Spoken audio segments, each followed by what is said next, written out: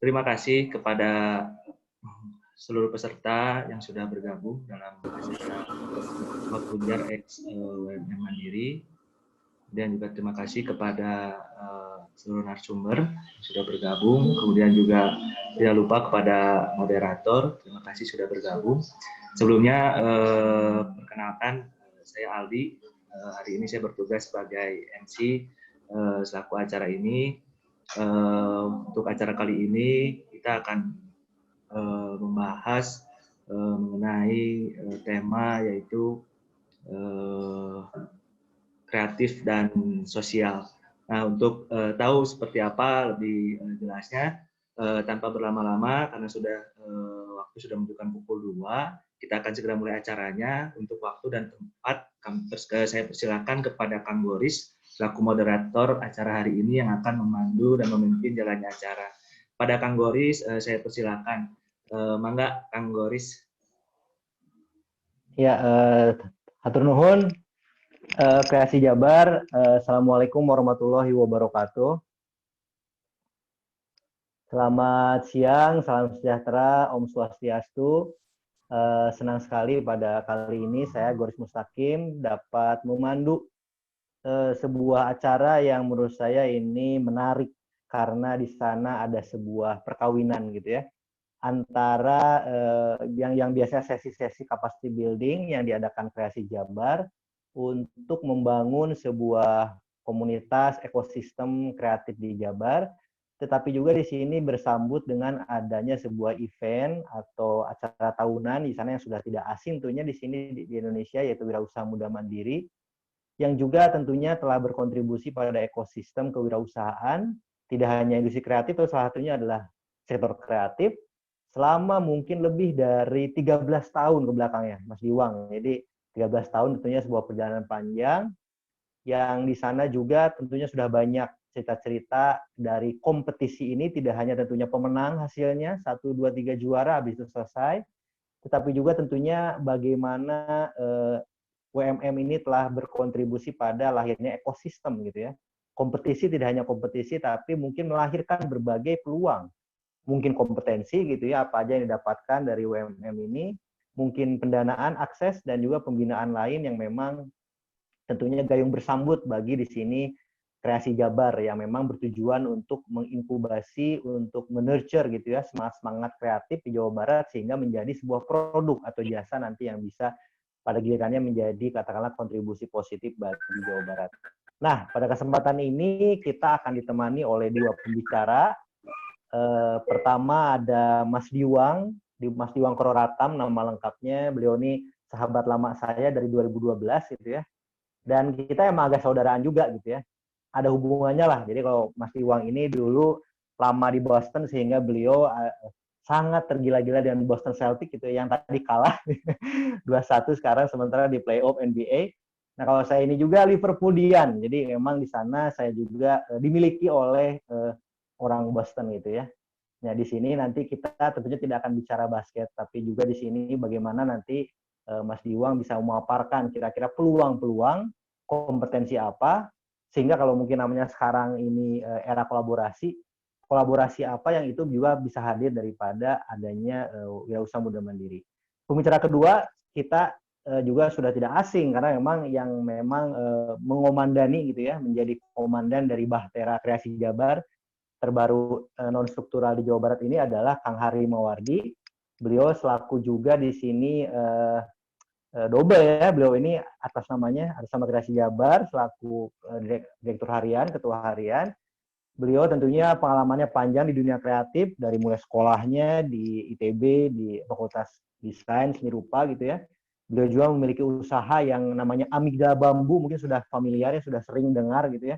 Dulu 2015 saya masih ingat banget pas saya di Jogja, beliau ini jadi juara Wirausaha Muda Mandiri sektor industri kreatif, tapi juga menjadi best of the best gitu ya, daripada perhelatan tahun 2015. Dan beliau berlanjut ke pameran di mana-mana sampai di Italia gitu ya. Ci remissano teleponare di recuperare Senetono. Jadi beliau ini sudah sangat fasih bahasa Itali. Beliau juga sempat berkarir di sempat jadi dosen juga, tamu di ITHB, dan sekarang di kembali di amigdala dan juga tentunya di kreasi Jabar. Jadi ingin bangun tadi ekosistem di Jawa Barat. Jadi mungkin keterpanggilan gitu ya buat ini lebih besar gitu, beyond daripada sekedar mungkin usaha sendiri.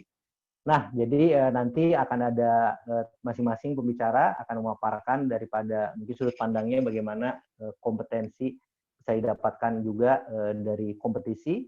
Kemudian nanti ada tanya jawab, jangan lupa tentunya di akhir juga teman-teman di sini sambil nunggu yang lain nanti hadir bisa tentunya mendapatkan informasi bagaimana sih keuntungan untuk bisa bergabung menjadi tentunya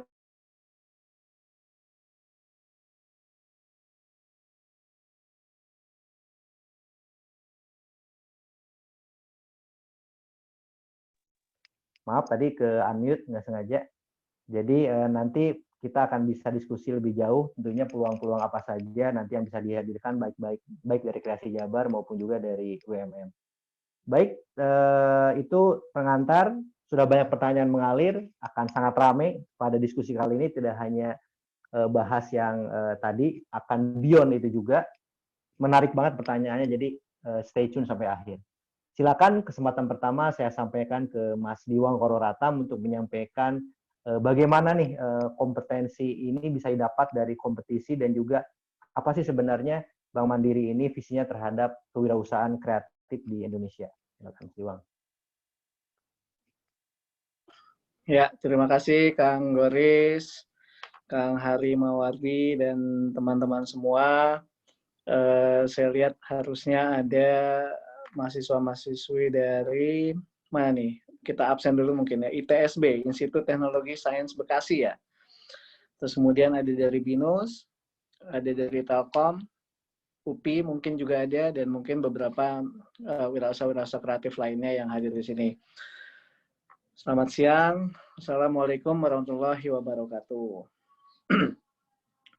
Oke, tadi udah sedikit ditambahin atau diawali oleh Kang Goris terkait dengan UMM, Wirausaha Muda Mandiri. Dan mungkin selama 20 menit ke depan, saya akan coba untuk mensosialisasikan dulu program yang memang sudah bisa dibilang 13 kali, Kang. Kita udah jalankan dari mulai 2007 ya, kalau nggak salah. 2007, tapi pemenang pertama itu di 2008. Gitu. Nah, selama 13 tahun tentunya kita berkembang, banyak yang perubahan-perubahan yang udah kita lakukan, mulai dari mungkin bidang usahanya hanya 3, terus kemudian ditambah dengan MYT kalau waktu itu adalah Technopreneur di tahun 2011, di tahun 2012 ada Wirausaha Sosial Mandiri atau Socialpreneur. Nah di situ saya ketemu dengan Kang Goris, sama-sama menjadi juri waktu itu dan akhirnya menjadi pembina juga. Mungkin sampai sekarang Kang ada beberapa socialpreneur yang masih di handle atau dibantu oleh Kang Goris dari Kang Semut Nusantara, Semut Nusantara Consulting ya. Oke. Ya. Jadi kalau teman-teman di sini mungkin ini saya cerita aja dulu, nanti tanya jawab nanti di belakang ya. Jadi tolong materinya mungkin sudah ditampilkan. Saya udah kasih tadi ke panitia, mungkin bisa ditampilkan.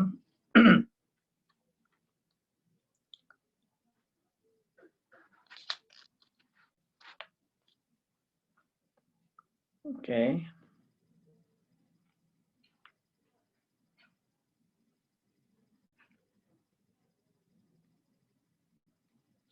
Ya.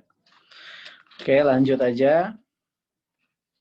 Ya, jadi memang ya Bank Mandiri adalah salah satu bank BUMN. Tentunya kita bagian dari Himbara, Himpunan Bank Negara, yang tentunya mempunyai tanggung jawab sosial.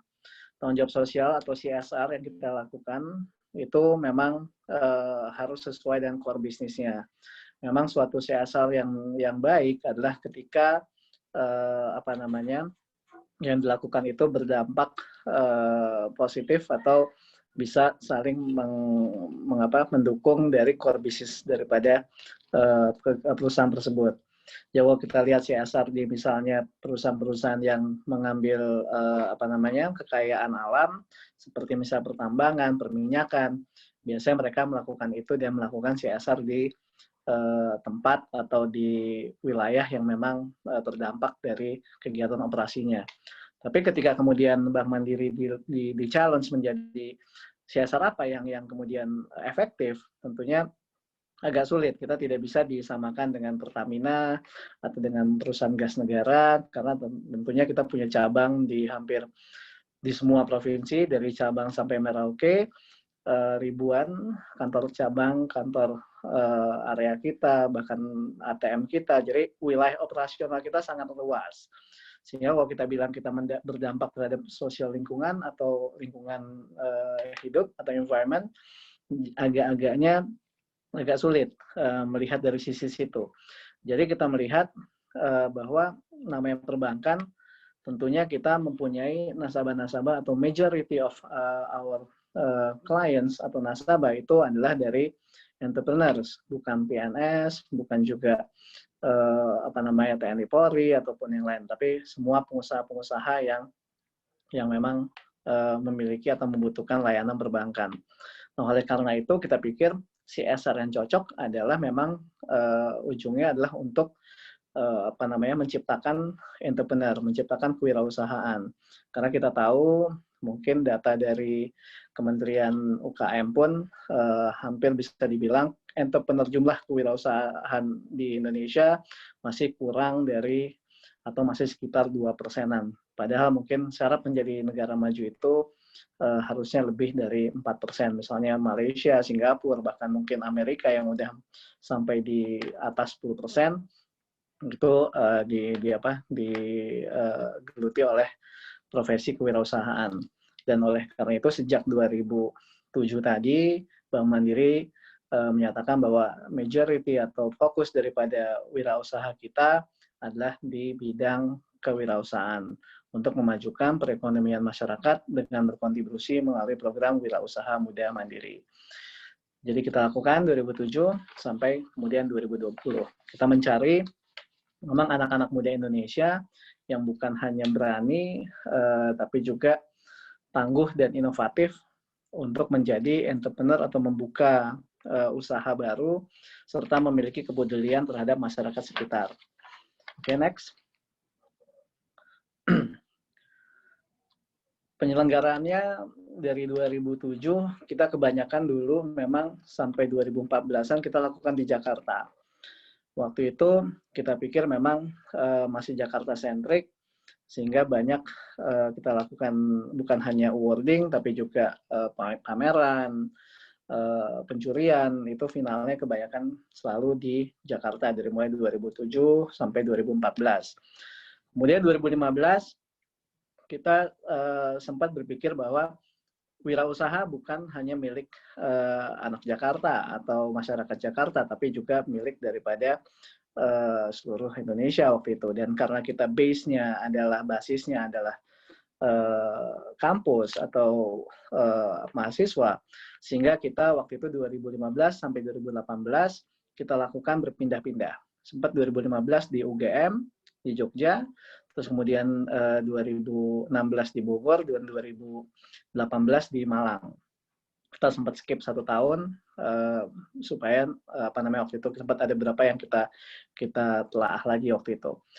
Nah, karena memang kita base-nya adalah kampus, memang inisiasi daripada YMM ini memang kita semangatnya adalah ingin mengubah generasi pencari lapangan kerja menjadi pencipta lapangan kerja. Tapi kita pikir bahwa memang menjadi wirausaha ini bukannya tidak penting untuk bersekolah.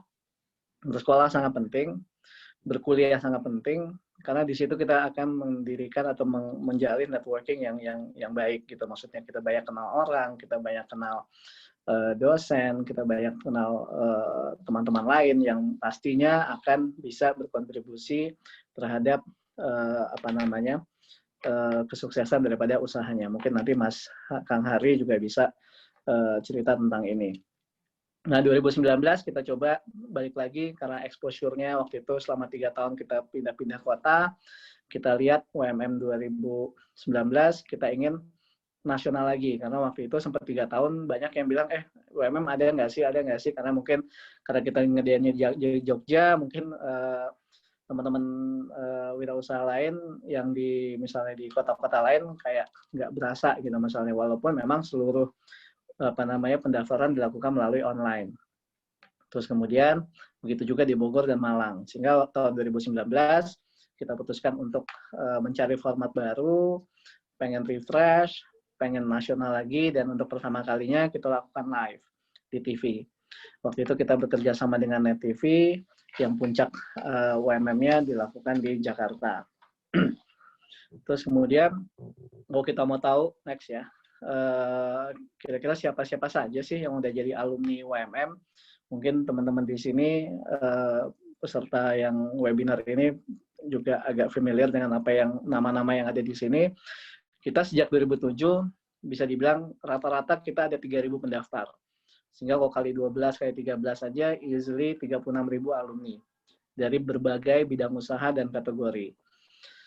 Kita lihat di sini contoh-contohnya ada dari Richie Solihin, Pak Richie dari UMM 2011, ada WhatsApp Cafe Mbak Ayu di Jakarta, kafenya, dan juga udah mulai banyak kafe yang dibangun. Terus kemudian Mbak Rizka Wahyu, alumni UMM 2012, beliau adalah pemilik Lapis Bogor Sangkuriang yang tentunya sudah ribuan produknya sudah ada terkenal di mana-mana. Kang Hendy Setiono, Mas Hendy Setiono juga merupakan salah satu yang pertama pemenang di UMM 2007 yang tentunya sudah sampai membuka kebab Turki Baba Raffi sampai ke mungkin 5-6 negara di luar negeri. Terus kemudian juga ada Mbak Marta Linda Basuki, coklat klasik di Malang. Terus kemudian yang pasti juga udah familiar oleh warga Bandung adalah Mas Satria Nugraha, pemilik Stranov Gitar beliau itu alumni UMM 2009. Nextnya itu yang kreatif ya, yang kebanyakan kreatif, biasanya boga kreatif itu paling familiar. Dan ini tadi sudah disebutkan Kang Hari, pemenang Best of the Best di 2015. Terus kemudian ada Kang Gibran juga, mungkin teman-teman juga sudah familiar juga, dari Bandung juga, pemilik e-fishery, alumni UMM 2012, waktu itu kita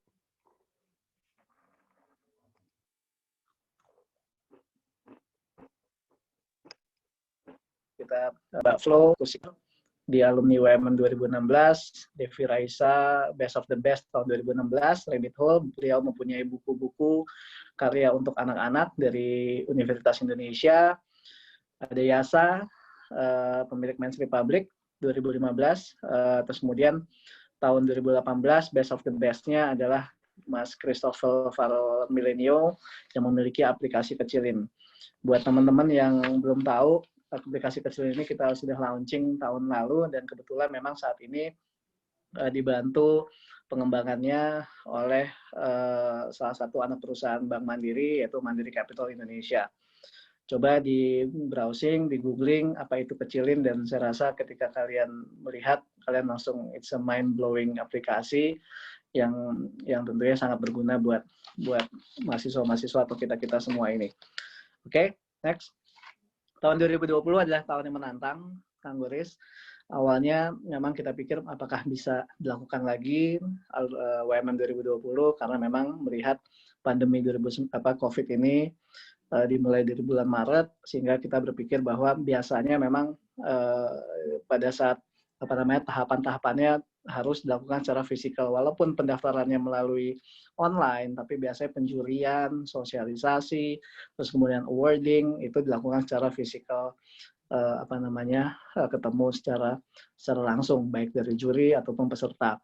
Cuman kita pikir kita nggak boleh kalah semangat, dan saya rasa di 2020 ini akibat dari pandemi ini kita tahu banyak pengangguran, banyak orang yang jobless, terus kemudian juga wirausaha juga yang banyak yang turun pendapatannya, sedangkan mungkin juga mahasiswa lain juga yang bekerja belajar secara online juga malah punya waktu banyak gitu ya, malah punya ide banyak, dan saya rasa negara ini perlu inisiatif baru atau semangat baru untuk kemudian bisa menyelamatkan ekonomi nasional juga.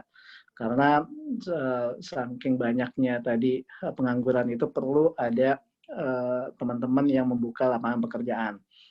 Oleh karena itu kita pikir tetap harus UMM 2020 harus ada, apapun yang terjadi harus kita siasati bagaimana caranya. Mungkin salah satunya adalah melalui sosialisasi dengan webinar ini, dengan juga berupaya kita berkolaborasi dengan banyak pihak. Terus kemudian akhirnya kita jalankan, nanti sekarang adalah tahap sosialisasinya, nanti saya akan terangkan apa stepnya. Tapi untuk tahun ini kita akan bekerja sama dengan Narasi TV. Kenapa? Karena mereka adalah platform sosial media atau platform digital yang cukup sudah melekat di sanubari teman-teman mahasiswa, dekat dengan anak muda. Tokoh Mbak Najwa Shihab juga merupakan salah satu inisiator atau inspirasi bagi banyak orang. Dan kita pada saat kita pertama kali bertemu, semangatnya sama. Kita ingin menyebarkan berita baik kepada masyarakat Indonesia, kepada anak-anak muda Indonesia, yang akhirnya memang 5-10 tahun ke depan akan meneruskan tongkat estafet daripada pengusaha-pengusaha kuat yang sekarang ini berada. Oke, next. Jadi kalau umpama untuk bidang usaha, kita masih sama, basically semua bidang usaha bisa masuk ke dalam UMM, tapi ketika masuk kita kategorikan menjadi 5 bidang usahanya, yaitu adalah industri perdagangan dan jasa, boga, kreatif, sosial, dan teknologi. Biasanya memang kalau yang 70% daripada usaha anak-anak muda sekarang falls into ya tadi kalau nggak kreatif, yang fashion tuh masuk ke kreatif juga, atau biasanya makanan, boga masuknya. Tapi di luar Mas itu, Diwang, ya. Mas Diwang, ini ada pertanyaan, maksudnya sambil ini ya, sambil saya ini karena nyambung gitu. Ya. Ini dari pertanyaan yang sudah masuk dari peserta yang daftar itu ada pertanyaan. Kalau BUMDes, jadi kelembagaan Badan Usaha Milik Desa itu bisa ikutan nggak? Karena katanya banyak yang di desa ini belum yang belum terinformasikan UMM dan mungkin berminat mau ikut. Kira-kira bisa masuk nggak kategori Mas BUMDes? Nah, kalau BUMDes ini kan kita ngelihat itu dari badannya ya. Maksudnya terus kan kalau mau UMM ini cukup luas ya. Mereka biasanya bisa badan usahanya bisa macam-macam, termasuk perorangan. Tergantung dari tadi bidang usahanya. BUMDes kan saya nggak tahu nih, di bidang pertanian kah, di bidang fashion kah, atau apakah gitu ya. Karena they have to choose, ya kan. Harus memilih, nggak bisa satu badan atau satu kelompok memilih 2 bidang usaha gitu kan ya. Itu satu. Nomor 2, yang harus mewakili 1 orang kan, gitu kan. UMM ini diwakilkan oleh owner, ya kan, owner atau manajernya, gitu kan. Jadi yang memegang tanggung jawab penuh, yang memegang keputusan, gitu kan. Jadi bukannya owner, tapi terus kemudian yang disuruh presentasi adalah orang marketingnya, gitu misalnya yang jago present, tapi dia bukan pemegang keputusan. Kita mau yang ikut di sini adalah yang benar owning the perusahaan tadi. Nah, ketika kita ngomong BUMDes, siapa nih yang mau ikut, gitu kan? Siapa yang akan mempresentasikan mereka itu, gitu loh. Jadi kalau dari bentuk badannya mungkin kita masih fleksibel, tapi mungkin lebih baik coba diinikan dari sisi tadi bidang usaha yang mau dipesertakan dan siapa yang menjadi ininya. Gitu ya, Kang, berarti, berarti boleh ya, tadi tergantung bidang usahanya, lalu tadi yang mewakili mesti mungkin ada surat ya dari komisaris BUMDes, biasanya ada kami ini kepala desa selaku pemilik ya, desa ini pemilik BUMDes. Dan nanti ini sekaligus sinyal ya buat wirausaha juga berbasis komunitas yang tentunya banyak sekali, kayak koperasi, kayak mungkin Kube itu boleh ikut ya ketika dia memiliki hal yang menarik dan mungkin usahanya juga tadi menarik. Sayang kalau tidak ikutan, Mas ya, karena di sana banyak banget yang juga intinya coba ikut aja dulu, karena memang persyaratan lainnya biasanya ini perorangan, karena kita ada umur di sini, ya kan, ada 18 sampai 35 tahun, ya kan. Jadi ownernya tadi harus falls into 18 sampai 35 tahun, makanya namanya wirausaha muda mandiri, gitu kan. Di atas 35 bukan yang nggak muda ya, Kang ya, tapi mungkin sudah semangatnya muda masih, ya kan, tapi kita coba cari yang 18 sampai 35 gitu loh, Kang. Oke.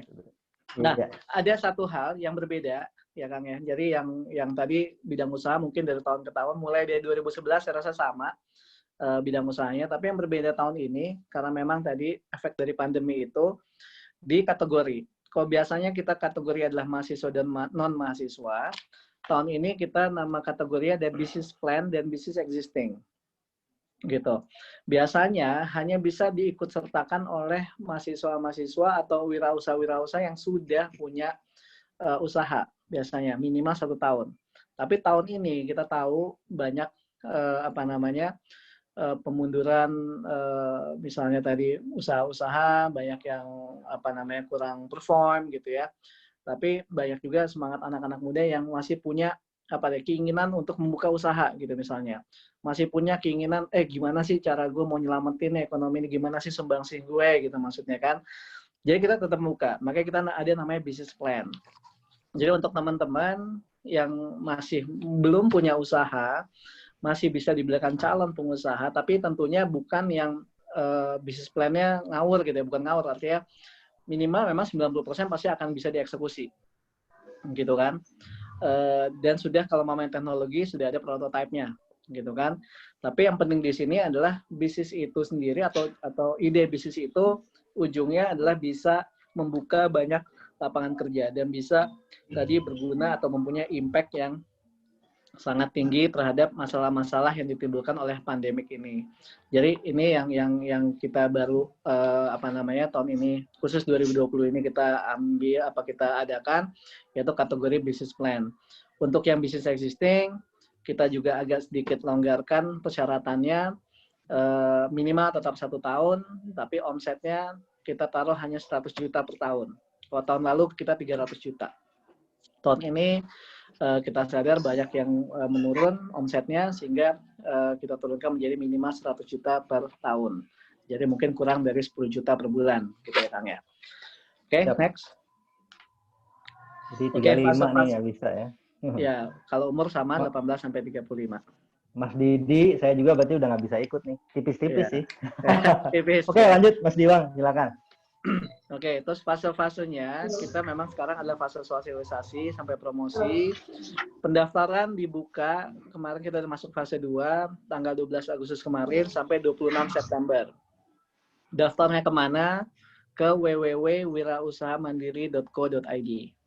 Oke, kalau umpama mau lihat googling Wirausaha Muda Mandiri pasti muncul juga beranda kita atau website kita di wirausahamandiri.co.id. Masuk ke sana, selama tadi persyaratannya sudah dipenuhi, nanti ada form yang mesti diisi, gitu. Penjurian kita lakukan setelah selesai penutupan pendaftaran, kita lakukan penjurian. Penjurian pasti tahap-tahapnya macam-macam. Ada survei, ada kemudian juga kita lihat verifikasi lapangan, gitu kan, seleksi administrasi. Ketika udah lengkap, baru kita masuk ke real penjurian zona. Oke, next. Penjurian zona dilakukan di tanggal 21 sampai 24 Oktober 2020. Kita memakai sistem zona sehingga nanti akan ada dibagi 3 zona, Kang. Zona barat, tengah, dan timur. Nanti kita akan lakukan secara virtual juga penjuriannya. Kita akan undang juri-juri yang memang sangat kompeten di bidangnya di 5 bidang tersebut. Kami dibantu oleh narasi juga akan menghadirkan pokoknya ada surprise juri yang nanti tentunya sangat kompeten di bidang itu. Itu dilakukan sampai tanggal 24 Oktober. Terus kemudian penjurian nasional kita lakukan nggak lama setelah penjurian zona selesai, tanggal 26-28, karena ini virtual, tetap dilakukan virtual, ya, maksudnya tidak ada masuk ke Jakarta, misalnya kalau tahun lalu kan kita kirim semua ke Jakarta, tapi untuk tahun ini tetap berada di, mungkin nanti kita tentukan lokasinya di kota-kota besar atau di tempat region kita berada, nanti di situ akan dilakukan penjurian nasional, semua yang sudah lolos ke nasional akan kita jurikan dan akan bertemu dengan juri-juri yang berbeda lagi, yang tahapnya atau tingkatnya nasional. Oke, pertanyaan yang sangat menarik pasti nanti tentang hadiah, Kang. Hadiah ini kalau tahun lalu ini juga kita lakukan sedikit perubahan. Kalau tahun lalu kita hanya kasih hadiah di yang menang di nasional, ya kan? yang menang di nasional kita kasih hadiah. Kalau sekarang saat dia di zona dan dia menang di zona, itu saja sudah kita kasih hadiah. Harapannya memang supaya idenya, supaya mereka-mereka ini yang sudah bisa mengalahkan ratusan atau ribuan pendaftar lainnya di bidang usaha tersebut, artinya kita bisa memberikan penghargaan. Sehingga kalau kita lihat untuk bisnis plan tadi ya, yang untuk bisnis plan yang belum punya bisnis, di finalis zona atau di tahap zona, mereka akan, pemenang satu akan mendapatkan hadiah 5 juta rupiah. Pemenang kedua dapat 2,5 juta. Jadi kita selain dapat hadiah, pemenang 1 dan pemenang 2 dapat hadiah. Untuk bisnis existing, karena memang sudah berjalan bisnisnya dan biasanya memang diperlukan untuk misalnya perapihan atau juga pengembangan usaha, pemenang 1 kita berikan 20 juta rupiah dan pemenang kedua 10 juta rupiah. Dan kita akan lakukan, kita berikan juga sertifikat dan mungkin nanti kalau Mama aktif kita akan adakan pelatihan-pelatihan pembinaan yang bisa diikuti oleh mereka juga. Oke, next. Nah, untuk finalis nasional, setelah yang tadi dari zona, mereka yang menang di zona pasti masuk ke nasional. Nah, ketika di nasional, ini hadiahnya lebih besar, yaitu adalah di bisnis plan yang tadi, yang belum punya bisnis, pemenang pertama mendapat 30 juta rupiah, dan pemenang kedua mendapat 15 juta rupiah. Kemudian bisnis existing yang sudah punya bisnis minimal 1 tahun, pemenang pertama mendapat 100 juta rupiah, dan pemenang kedua mendapat 50 juta rupiah untuk ke masing-masing bidang usaha. Oke, nanti jadi akan ada 5 pemenang 1 di bisnis plan, dan ada 5 pemenang pertama di bisnis existing. Nanti selain itu kita punya namanya pemenang terfavorit. Nanti kita akan ada caranya, syaratnya seperti apa. Biasanya nanti ditentukan dengan likes atau apa, melibatkan sosmed gitu ya. Nanti dengan tim narasi kita akan pikirkan seperti apa. Nanti pemenang terfavorit ini dari yang tadi finalis di zona, di nasional akan mendapatkan, yang bisnis plan mendapat tambahan 15 juta rupiah dan yang bisnis existing mendapat tambahan 50 juta rupiah. Dan seperti tahun-tahun sebelumnya kita ada juga best of the best. Ya, nanti semua pemenang pertama dari setiap bidang usaha, nanti juri akan pilih 1 yang akan menjadi best of the best, seperti waktu itu Kang Hari, yang mendapat bisnis plan ini akan dapat 30 juta sebagai best of the best, yang di bisnis existing mendapat 100 juta. Jadi totalnya memang kita hampir bisa mendapat 1,7, 1,8 miliar rupiah beserta pendampingan, pelatihan, karena semua yang masuk ke finalis nasional pasti akan kita berikan pembinaan, coaching selama 6 bulan setelah penjurian berakhir. Oke, kalau kita mau lihat siapa-siapa saja next juri-jurinya, tentunya yang tidak lagi yang semua juga udah tahu, kita akan, karena kita bekerja sama dengan narasi, tentunya Mbak Najwa menjadi salah satu juri dan kemudian ditemani oleh Mbak Dian Sasro yang kebetulan tahun 2007 2008 juga sempat ikutan bersama dengan Pak Renald juga menjadi ambasador kita, tapi tahun ini Mbak Dian menjadi salah satu juri karena beliau juga kita tahu selain artis, tapi juga mempunyai banyak usaha-usaha atau startup bahkan yang bisa dibilang cukup baik dan cukup berkembang. Selain itu ada Mas Adrian Gunadi, founder dari Investri, sebuah venture capital yang kerjasama juga dengan Bank Mandiri, yang tentunya sudah biasa melihat startup-startup atau perusahaan-perusahaan berbasis teknologi. Dia akan menjadi salah satu juri kita. Dan yang keempat di bidang boga, nanti ada Mas Feli Imransyah, adalah founder dan CEO dari berbagai restoran atau hotel di Jakarta yang sudah juga cukup prominent. Dan tentunya nanti akan ada CEO Bank Mandiri, sampai sekarang mungkin PJ-nya adalah Pak Heri Gunardi, karena kemarin dirutnya sudah menjadi Dirut BNI ya Mas ya Kang ya. Jadi nanti 5 ini yang akan kita ikut sertakan menjadi juri nasional. Saya rasa itu dari saya. Mungkin nanti kalau ada pertanyaan lain, seperti tadi Mas Kang Goris utarakan, mungkin ditanya jawab nanti bisa ya Kang ya. Terima kasih Mas Diwang, tadi sangat menarik. Jadi bagaimana juga Bank Mandiri adaptif tadi ya. Tidak hanya dari segi pandemi gitu tetap mengadakan dengan berbagai strategi, tapi juga bagaimana Bank Mandiri tadi yang saya suka bisa adaptif dengan tadi perubahan kebutuhan gitu ya, dan ada kategori business plan. Bagaimana juga pandemi, tadi ada pertanyaan juga yang baru masuk gitu ya, bagaimana tetap pandemi, ya ini satunya Bank Mandiri dengan juga mengadakan tetap kategori business plan gitu, bagi yang mungkin baru punya ide dan ingin survive bertahan di tengah pandemi tadi, tidak ada salahnya gitu kan mencoba peruntungan di dunia bisnis kalau memang sudah mungkin tentunya pernah jualan, produknya mungkin sudah ada tervalidasi dan segala macam. Jadi banyak sekali peluang tadi yang kita dengarkan, dan juga tentunya tadi kata Mas Diwang ada berbagai pembinaan gitu kan, berarti kompetensi sudah tentu menjadi barang tadi ada di kompetisi ini. Nah sekarang sebelum pertanyaan udah banyak mengalir, ini ratusan sudah mengalir ya, ini ada juga pembicara kedua yang tadi akan menjelaskan di sisi bagaimana kompetisi di bidang kreatif juga bisa melahirkan dampak sosial. Jadi jangan salah, Bank Mandiri ini tadi walaupun masing-masing kategori beda-beda, ada jasa, industri, ada kreatif, ada sosial, tetapi dampak sosial itu selalu menjadi matriks penilaian di berbagai kategori. Jadi entah dia bukan bisnis sosial, tapi walaupun misalnya bisnis lain, itu dinilai gitu bagaimana tadi bisnis tersebut bisa menghasilkan dampak sosial. Nah mungkin Kang Hari ini bisa menjelaskan selain tadi bagaimana dampak sosial, tapi juga pengalamannya selama menjadi peserta dulu Best of the Best Wirausaha Muda Mandiri. Mangga Kang Hari.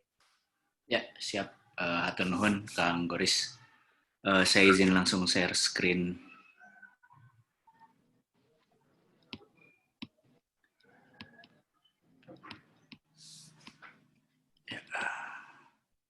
Ya, selamat siang semuanya. Assalamualaikum warahmatullahi wabarakatuh. Perkenalkan, nama saya Hari Mawardi. Saya alumni WMM tahun 2015 dan juga founder dari Amigdala Bambu, dan juga sekarang diberi amanat oleh pemerintah Provinsi Jawa Barat sebagai Direktur Pelaksana Komite Ekonomi Kreatif dan Inovasi. Nah, mungkin di sini saya coba berbagi sedikit mengenai apa yang sudah saya lakukan di Amigdala, dan juga mungkin sedikit share mengenai apa yang saya dapatkan ketika mengikuti WMM ini juga. Dan mungkin kenapa kita di Kreasi ingin sekali berkolaborasi dengan WMM ini untuk mensosialisasikan kompetisi yang menurut kami sih sangat useful dan menjadi salah satu alternatif kompetisi yang layak untuk diikuti oleh banyak teman-teman wirausaha, baik yang pemula maupun yang sudah existing. Nah, karena kita di Kreasi ini fokusnya di ekonomi kreatif, nah 17 subsektor yang ada di ekonomi kreatif versi Indonesia ini sebetulnya kalau kita lihat dari arti kata kreatif itu sendiri, saya ingin menitik beratkan kepada beberapa frasenya saja, itu use of the imagination to create something. Nah, oleh karena itu wirausaha pun sendiri sebetulnya banyak menitik beratkan kepada kreativitas itu sendiri, di mana imajinasi yang muncul seringkali menjadi gila juga. Dan di WMM ini saya sering kali kaget bertemu dengan alumni WMM setiap misalkan mengikuti pelatihan atau pendampingan atau acara atau pameran yang diselenggarakan oleh Bank Mandiri. Saya bisa bertemu dengan banyak sekali wirausaha di seluruh Indonesia ini yang ternyata idenya itu aneh-aneh juga. Ada yang di angkatan saya itu bisnisnya jualan teripang, terus kemudian ada juga yang juragan beras, terus kemudian ada juga yang tinggalnya di desa di Sukabumi tapi bisnisnya ternyata IT dan mendunia juga. Nah, ini adalah hal-hal yang saya rasa ketika kita berwirausaha atau berbisnis, unsur kreativitas itu menjadi sangat penting. Nah, lalu kalau kita bicara mengenai apa sih yang seringkali kita anggap itu kompetisi, itu adalah masalah bersaing dengan saingan-saingan kita atau rival-rival kita. Gitu. Terus kemudian ketika kita lihat dalam realitanya, berkompetisi dalam bisnis itu adalah siapa yang dulu-duluan atau cepet-cepet lah kalau istilah orang Jawa Barat, dimana sering kita pikir siapa yang duluan mengeluarkan idenya itulah yang akan menjadi pemenang gitu.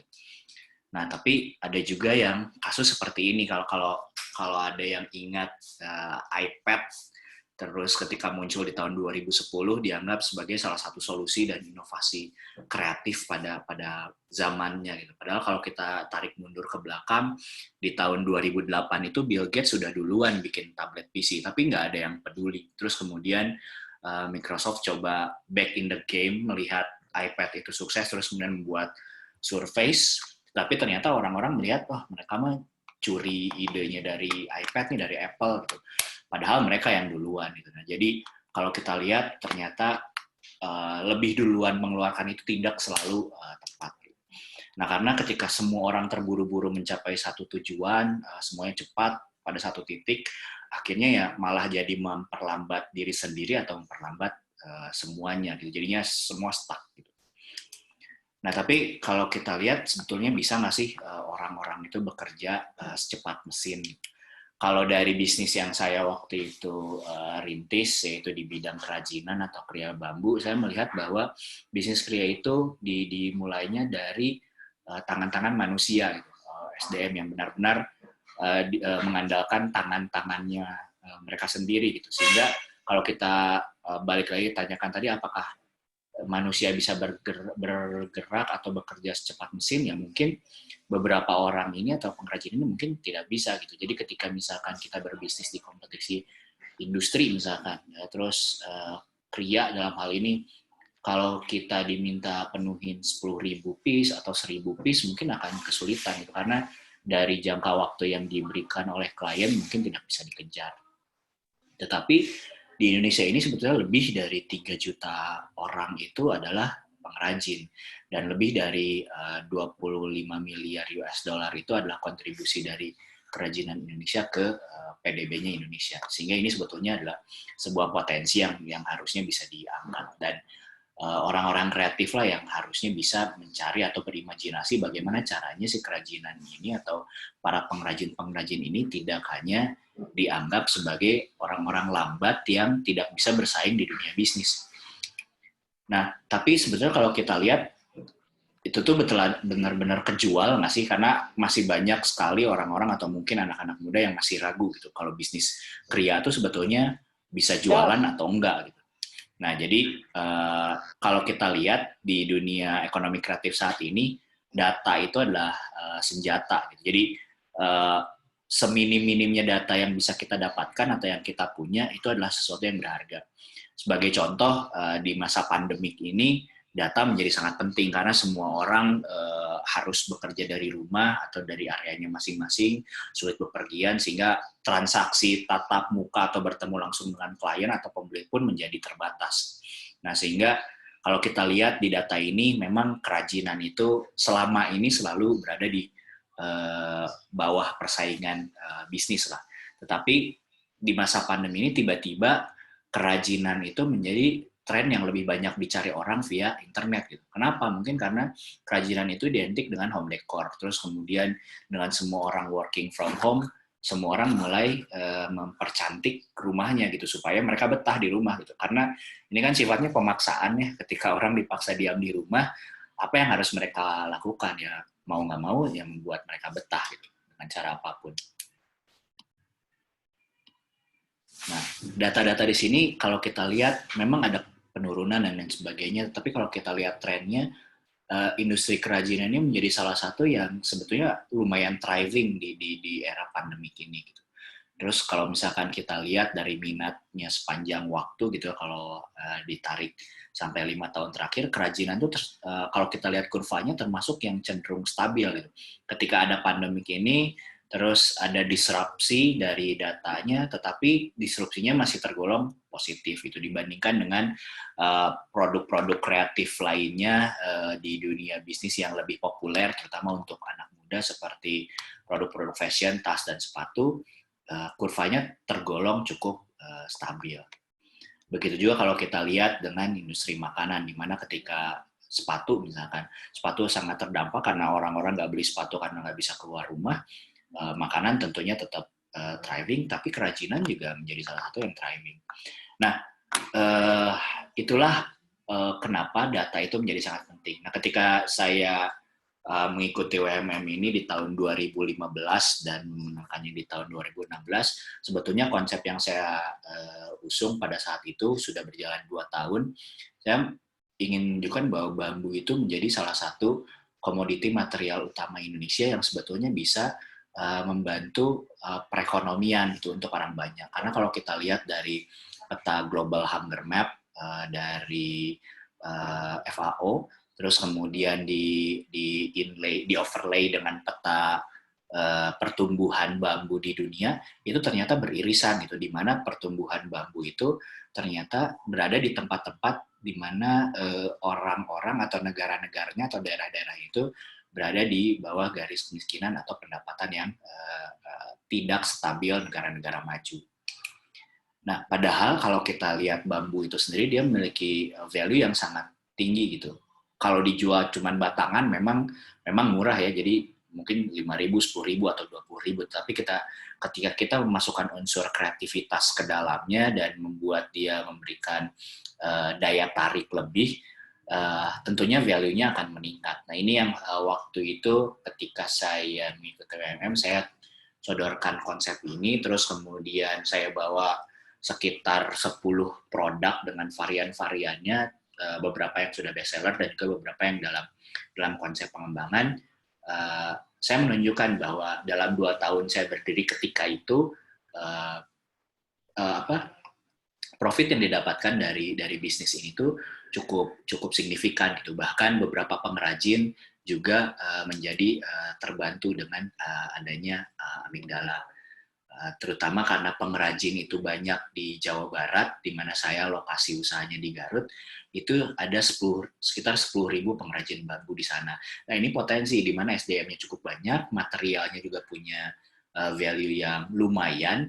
Kita bisa melihat bahwa ada potensi-potensi yang sebetulnya hidden, seperti sangkar burung bambu ini di Selawi, yang sebetulnya mereka sudah cukup laku ya pada saat itu, sekitar 4.000 pieces sangkar burung diproduksi tiap bulannya di daerah Selawi. Tetapi kemudian saya melihat bahwa sampai kapan bisnis sangkar burung itu bisa sustain, karena pengrajin di sana hanya memproduksi sangkar burung ini.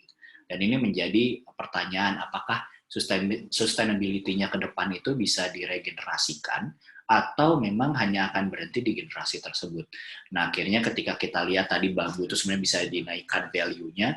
Sebagai contoh, sangkar burung ini aja. Jadi dari satu batang sangkar burung kita bisa buat 2 sampai 3 sangkar burung, di mana harga satuannya itu 200 sampai 300 ribu.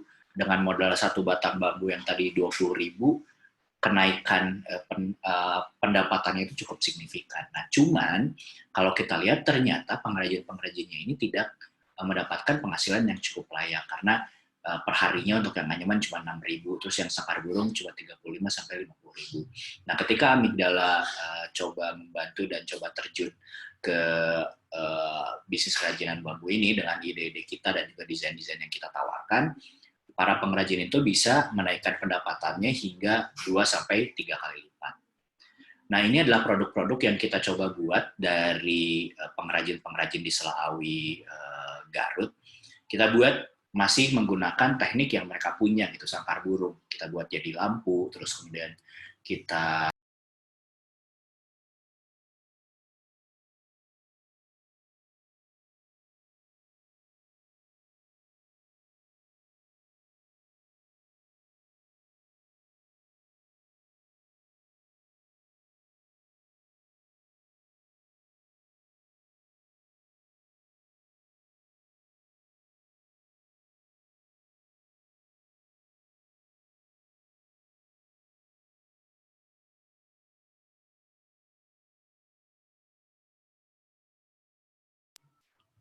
sorry, tadi ke mute. Jadi ini tadi sangkar burungnya dijadikan lampu, terus kemudian dijadikan tas, terus ada juga yang kita jadikan kitchenware. Nah, kitchenware ini yang menjadi salah satu produk bestseller kita. Ada yang jadi coffee cup, ada yang jadi coaster, ada juga yang jadi tray. Dan sampai sekarang beberapa coffee shop masih rutin menjadi klien kita untuk membuat signature dari tempatnya. Nah, ini beberapa merchandise yang kita buat juga untuk Kedutaan Besar Australia pada saat itu, sebuah jam yang diberikan kepada alumni-alumni diaspora Indonesia di Australia yang berprestasi. Terus kemudian beberapa produk furniture juga kita buat, sudah tersebar di beberapa daerah di Indonesia, ada yang di Bandung, Jakarta, Bali, dan juga Malang. Produk bar stool ini juga kita sempat jual ke Cina, terus kemudian stool yang ini kita jual ke Bangkok, Thailand.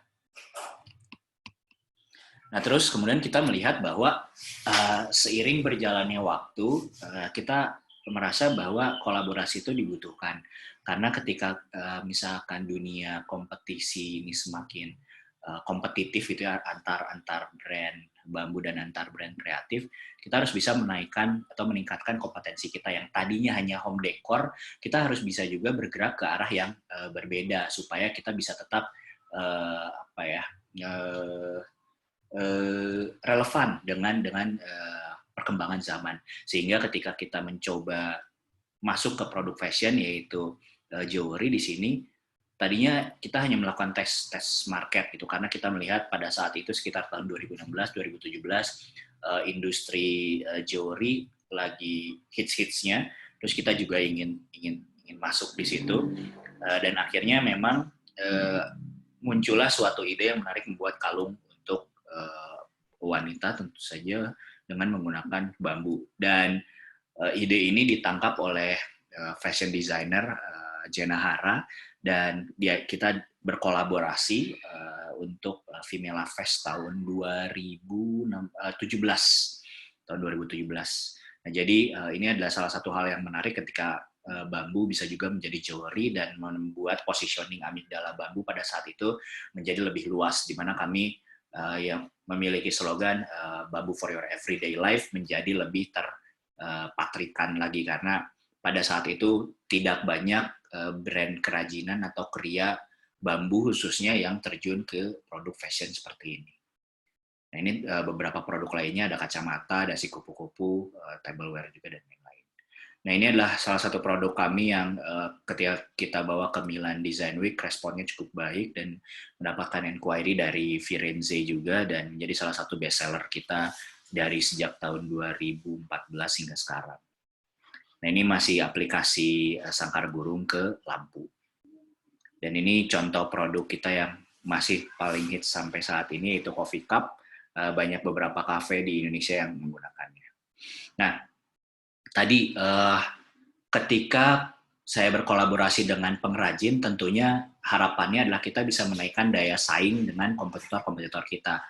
Desain ini memenangkan Best of the Best Bravakasa Design Challenge. Pada saat itu saya mendapatkan Best of the Best di tahun 2014. Tetapi sebetulnya desain inilah hasil kolaborasi saya dengan pengrajin. Jadi pengrajin saya namanya Pak Utang, membuat dulu desain awalnya, dia taruh di rumahnya, nggak pernah tahu mau dijadikan apa, bentuknya V seperti itu. Terus kemudian saya coba utik-utik sedikit, terus kemudian coba jadikan lampu dengan adjustment di sana-sini. Kita ikutkan lomba Bravakasa Design Challenge pada saat itu, dan akhirnya menang Best of the Best. Nah, ini pengrajin Pak Utang ini sebetulnya tadinya ingin berkompetisi atau dengan meningkatkan daya saingnya terhadap kompetitor-kompetitornya di area Selaawi, di mana dia kalau bersaing tetap di sangkar burung itu sama-sama aja bersaingnya, jadinya hanya masalah harga dan kapasitas, di mana mungkin kedua faktor itu dia bisa kalah, sehingga dia mencoba membuat produk lainnya lagi yang tidak dibuat oleh pengrajin-pengrajin lainnya. Nah, dari situ kita terus berkolaborasi dengan pengrajin Pak Utang ini. Terus kemudian saya juga mencoba stick kepada style sangkar burung ini dengan ruji-ruji dan bentuk yang seperti wireframe ini hingga saat ini juga. Dan itulah yang membuat positioning amigdala menjadi jelas, di mana ketika kita melihat produk ruji seperti ini, terutama di 3 tahun ke belakang, itu amigdala masih mungkin saya bisa bilang salah satu yang mengusung kriya modern dengan teknik seperti ini. Kalau mungkin sekarang sudah cukup banyak ya brand-brand yang menggunakan teknik seperti ini. Tapi pada saat itu tahun 2014 masih kita satu-satunya. Nah, dari perkembangannya tentunya pemasaran menjadi salah satu yang utama untuk kita capai pada saat itu. Dan memang pada saat itu sosial media belum sebesar seperti sekarang, mungkin hanya ada Twitter, Facebook, dan Instagram juga tidak sebesar saat ini. Nah, jadi waktu itu kita mencari cara bagaimana caranya meningkatkan brand awareness si Amigdala ini ke halayak ramai. Nah, salah satunya adalah dengan mengikuti beberapa kompetisi selain Bravakasa Design Challenge ini. Nah, pada saat itu, alhamdulillahnya kita bersyukur di tahun 2015 kita coba daftarkan Amigdala Bambu ke Wirausaha Muda Mandiri, dan di tahun 2016 kita mengikuti rangkaian seleksinya dari verifikasi lapangan, penjurian region Jawa Barat pada saat itu, dan akhirnya di nasional. Pada saat itu di tahap akhirnya cukup padat ya, kalau saya tidak salah ingat hanya ada rentang waktu 2 minggu gitu, dari verifikasi lapangan selang 4 hari, penjurian region, terus selang 4 hari lagi penjurian nasional. Tetapi pada saat itu kita mencoba sejujur mungkin dengan bisnis kita, tidak mengada-ngada, tidak dilebih-lebihkan, dan yang saya sangat salut dengan Bank Mandiri ini berbeda dengan kompetisi wirausaha yang lainnya, terutama selain karena konsisten selama 13 tahun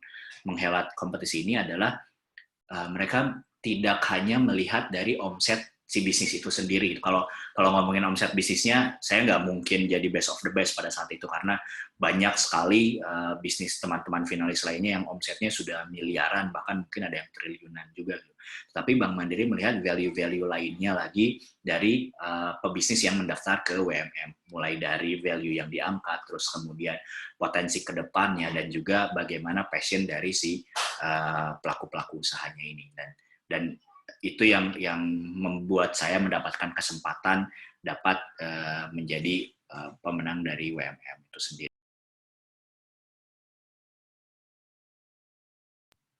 Dari WMM itu sendiri akhirnya beberapa peluang itu terbuka, jadi media-media mulai banyak yang masuk dan kemudian meliput Amigdala dan lain sebagainya. Dan sampai tahun ini, setelah 4 tahun, 5 tahun saya selesai berkompetisi di WMM, Bank Mandiri masih tetap konsisten membina dan membimbing para finalis-finalisnya dan juga para pemenang-pemenangnya. Setiap tahun pasti ada program dari Bank Mandiri yang diberikan kepada pemenang dan juga para finalisnya.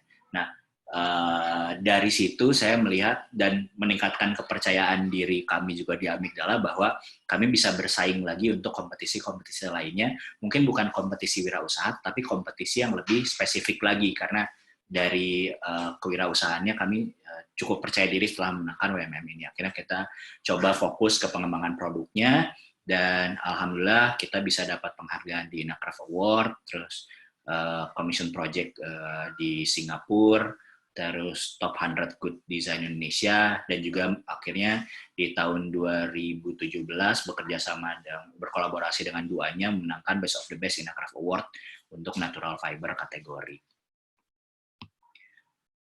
Nah, ini masih soal data tadi cukup clear. Nah, ini yang menarik adalah ketika di masa pandemi ini saya mencoba mencari solusi bagaimana bisnis kriya itu bisa bersaing dan bisa tetap stabil di masa pandemi.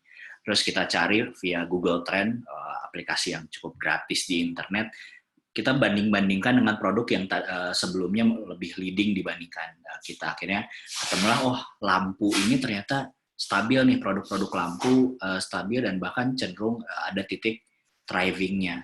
Sehingga kita melihat bahwa ada beberapa project yang bisa kita gaet gitu. Nah, keuntungan Amigdala yang mungkin bisa dibilang UKM adalah kita cukup agile untuk merubah model bisnis. Yang tadinya model bisnis kita B2B dan juga jual ke luar negeri, ke Singapura dan juga ke Korea. Di masa pandemi ini kita bisa cukup agile, pindah shifting ke bisnis yang lebih kliennya itu ke residensial gitu. Jadi eceran, project, tapi rutin ada terus, sehingga di masa pandemi ini pengrajin kami penghasilannya 70% masih cukup aman dan tidak drop terlalu banyak dibandingkan dengan brand-brand kria lainnya, bisa kami bilang seperti itu. Nah, ini juga project lainnya juga, sebuah residensial untuk salah satu pejabat di Kementerian Pusat Indonesia. Dan yang saya harus berterima kasih juga ke Bank Mandiri adalah di masa pandemi ini Bank Mandiri cukup konsisten dan komit untuk membantu binaan-binaannya dengan mempromosikan dan juga membuat program-program pemasaran di mana produk-produk dan brand-brand dari finalis dan pemenang WMM dan juga rumah kreatif BUMN itu terus dipromot dan dicarikan program-program untuk meningkatkan pemasaran untuk bertahan di masa pandemi yang mungkin cukup sulit untuk semuanya. Nah, itu mungkin yang bisa saya share mengenai pengalaman saya di Amigdala Bambu dan juga sebagai finalis WMM. Mungkin itu Kang Goris, nanti mungkin kita bisa lebih banyak diskusi juga sama teman-teman. Hatur nuhun. Assalamualaikum warahmatullahi wabarakatuh. Selamat siang. Waalaikumsalam warahmatullahi wabarakatuh. Hatur nuhun Kang Hari. Itu tadi ngobrolin banyak tentang kampung halaman saya di Asgard gitu ya, di Selaawi, the North Asgardian gitu ya. Jadi hatur nuhun juga sudah membantu para pengrajin di sana. Jadi benar nggak sih Kang, tadi kan kita bicara tentang bagaimana kompetisi industri kreatif ini juga mempengaruhi dampak sosial. Itu ditanya nggak saat penjurian itu? Dampak sosial kamu apa gitu? Gimana?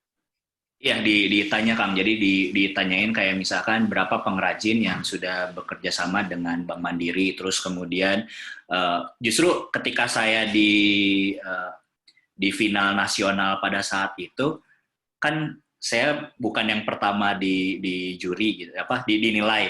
Nah, sebelumnya itu finalis-finalis lain ada yang lebih dari waktu 30 menit karena kan batasnya 30 menit. Ada yang 45 menit, ada yang 1 jam, ada yang 2 jam. Nah, bagian saya cuma 20 menit kan. Jadi saya rada tegang juga ini teh berhasil atau enggak, atau sebenarnya juri-juri itu tertarik atau enggak. Jadi pertanyaan dari juri itu saya ingat saya ingat cuma 2 pertanyaan. Yang pertama adalah desainernya ada berapa orang, sama satu lagi pengrajin yang sudah dibantu berapa banyak. Udah cuma 2 itu, terus ya udah. Oke. Saya kirain saya nggak akan dapat, tapi tahunya dapatnya best of the best gitu. Jadi sempat gemper juga di awal, sempat gemper ya. Wah, gemper pisan kan. Ya, mungkin tadi ya betul, tidak hanya tadi berkompetisi, tetapi juga bagaimana kompetisi ini bisa berlomba-lomba dalam kebaikan tadi ya, bagaimana dampak sosial juga dipertimbangkan.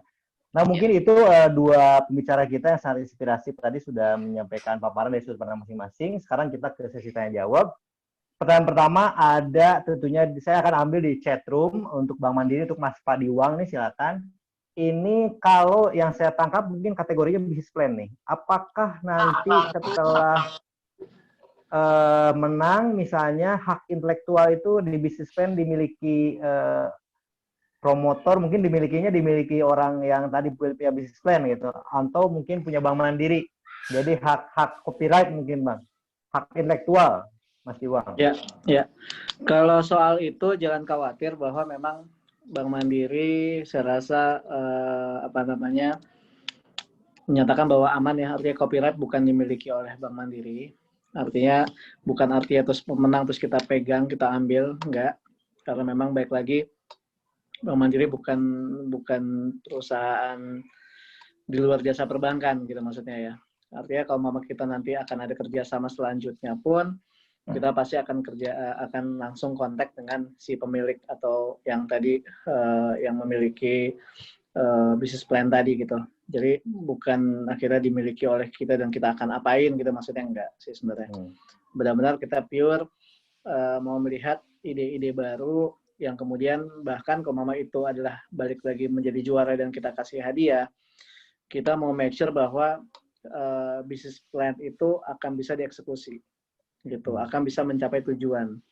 Tadi Kang Hari sudah menyatakan bahwa memang banyak dari UMM yang kita ajak cerita gitu ya, maksudnya bahwa yang mereka cari memang bukan hadiah tunai sebenarnya. Program UMM ini lebih menariknya adalah di sisi pembinaan dan pelatihannya. Terus kemudian juga media exposure, dan juga tadi ketika ini sektornya kreatif, mungkin saya rasa keikutsertaan di pameran, terus kemudian baik di dalam dan di luar negeri itu sangat penting. Karena kan baik lagi teman-teman yang punya produk kan nggak bisa cuman happy dengan produknya sendiri, terus cukup puas, tapi ketika dia ikut pameran, exposure lebih tinggi, dia pengen banyak lebih belajar atau mengikuti, ataupun juga dari sisi teknologi atau sisi penggunaannya lebih bagus gitu, maksudnya kan lebih unggul lagi gitu. Jadi memang Bank Mandiri menyediakan ini semua. Intinya ketika menjadi finalis atau pemenang, pastinya kita akan banyak kerjasama. Dulu kan. Jadi jangan khawatir tadi ya, tadi cerita di lemari, bahkan nanti dibantuin mungkin ya, bagaimana tahap-tahap legal, mengurus izin, mungkinnya sama Bank Mandiri juga pada saat pembinaan. Jadi jangan khawatir, tetap milik orang yang tadi punya ide. Nah mungkin sebelum ke Mas Hari lagi, karena baru hangat dari Mas Hari, saya ingin ke Mas Diwang juga. Ini Mas Diwang sebenarnya profil idaman atau profil harapan dari Bank Mandiri ini kepada profil si pengusaha itu apa? Karena tadi kan validasi dari Kang Hari itu tadi dampak sosial juga dipertimbangkan, tidak hanya omset gitu ya. Kemudian saya juga sempat terlibat beberapa kali untuk mengisi pembinaan tentang dampak sosial gitu. Jadi tidak hanya pembinaan tadi marketing, bagaimana pameran, tapi juga yang menariknya itu ada pembinaan social impact. Orang-orang yang sudah bisnisnya bagus, tapi juga tadi tadi Bank Mandiri bina bagaimana value chain gitu ya, bagaimana membuat rencana dampak yang lebih besar. Itu apa sih profil idaman harapan Bank Mandiri ini pengusahanya? Ya, sebelum ke profil sebenarnya baik lagi ke tadi saya ingatkan lagi bahwa UMM ini adalah bagian dari program CSR unggulan Bank Mandiri.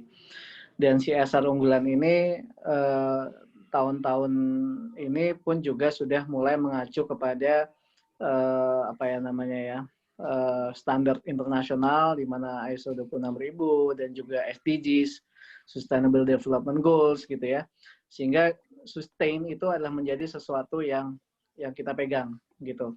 Dan saya rasa masuk ke dalam salah satu penilaian mungkin di poin 8 kalau nggak salah ya, di 17 SDGs itu adalah soal perbaikan ekonomi gitu kan, dimana kita menganggap bahwa program UMM ini harus secara konsisten dilakukan, harus terus menjadi sesuatu yang bisa makin lama makin meningkat dampaknya terhadap perekonomian suatu bangsa atau perekonomian Indonesia.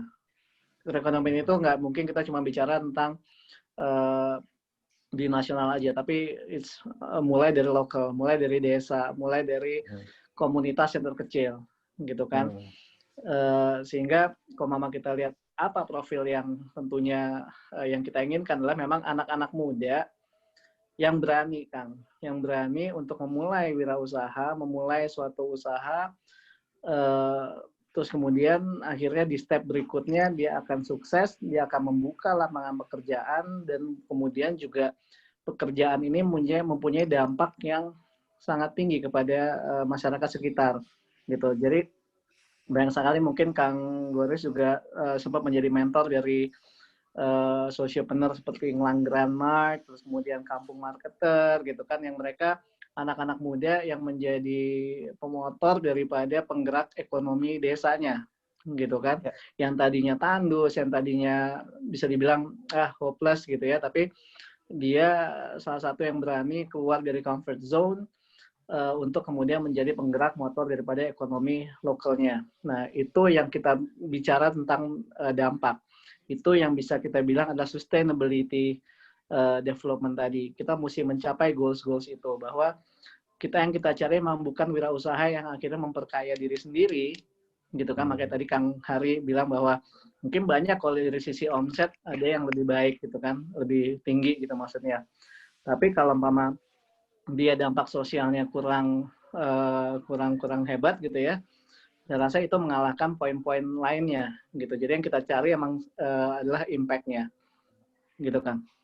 Oke, makasih tadi sudah jelas ya. Jadi jangan ragu-ragu, bagi yang mungkin juga baru setahun 2 tahun bisnisnya belum lama, omsetnya belum terlalu besar, masih bisa daftar menjadi peserta UMM dan bukan tadi bagaimana kompetensi dan juga dampak sosial bisa diasah di UMM. Nah, ini Kak Hari dulu nih. Kak Hari ini borongan nih, 3 pertanyaan nih. Ya, saya ingat saya tadi sudah kurasi dari list pertanyaan para pendaftar. 3 pertanyaan, Kang. Tolong catat nih, Kang. Takut lupa. Siap. Pertama, nih, mungkin di bagian approach-nya, pendekatan sosial. Bagaimana Kang Hari itu merintis bisnis yang itu sangat terkait erat dengan kearifan sosial sebuah kampung atau daerah. Nah, jadi mungkin bagaimana mendekati pengrajinnya, bagaimana mengajak mereka kerjasama mau, itu kan challenging juga kalau kita nggak tahu bagaimana caranya. Itu yang pertama, Kang. Nah, yang kedua tadi di marketingnya nih, bagaimana Kang Hari bisa ekspor. Nah, tadi kan Kang Hari ekspor ke Cina, beberapa negara lain, itu bagaimana? Itu pertanyaan kedua. Supaya Kang Hari kan nanti cerita storytelling dari awal ke akhir. Yang ketiga, di bagian mungkin retention, brand gitu kan, tidak hanya awareness, tapi juga tidak hanya jualan, tapi bagaimana Amigdala ini by design nggak sih? Sehingga menjadi brand yang mungkin harapannya bagaimana, kenapa Amigdala, sehingga nanti bisa diingat sama konsumen. Jadi bagaimana bangun brand? Itu Kang, 3 pertanyaannya. Mangga. Oke. Adongeng Kang, adongeng. Siap. Wah ya, berat pisan sih karena Kang pertanyaan. Ya, jadi mungkin memang si Amigdala sendiri dibangun memang sebenarnya berdasarkan riset. Karena saya juga dulu sebelumnya adalah anggota riset di peneliti di ITB juga. Jadi memang awal berkenalan dengan pengrajin itu berdasarkan penelitian-penelitian dan juga pengabdian masyarakat dari kampus. Nah, jadi ketika penelitian ini kita terjun ke lapangan bareng dengan para dosen-dosen di desain produk ITB pada saat itu, kita mendapatkan input-input yang menarik dari pengrajin-pengrajin atau masyarakat di daerah di mana ternyata ada karakteristik khusus gitu.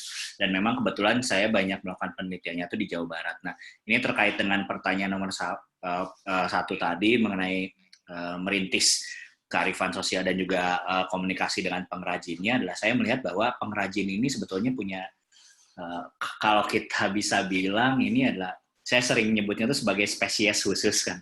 Jadi di mana mereka ini punya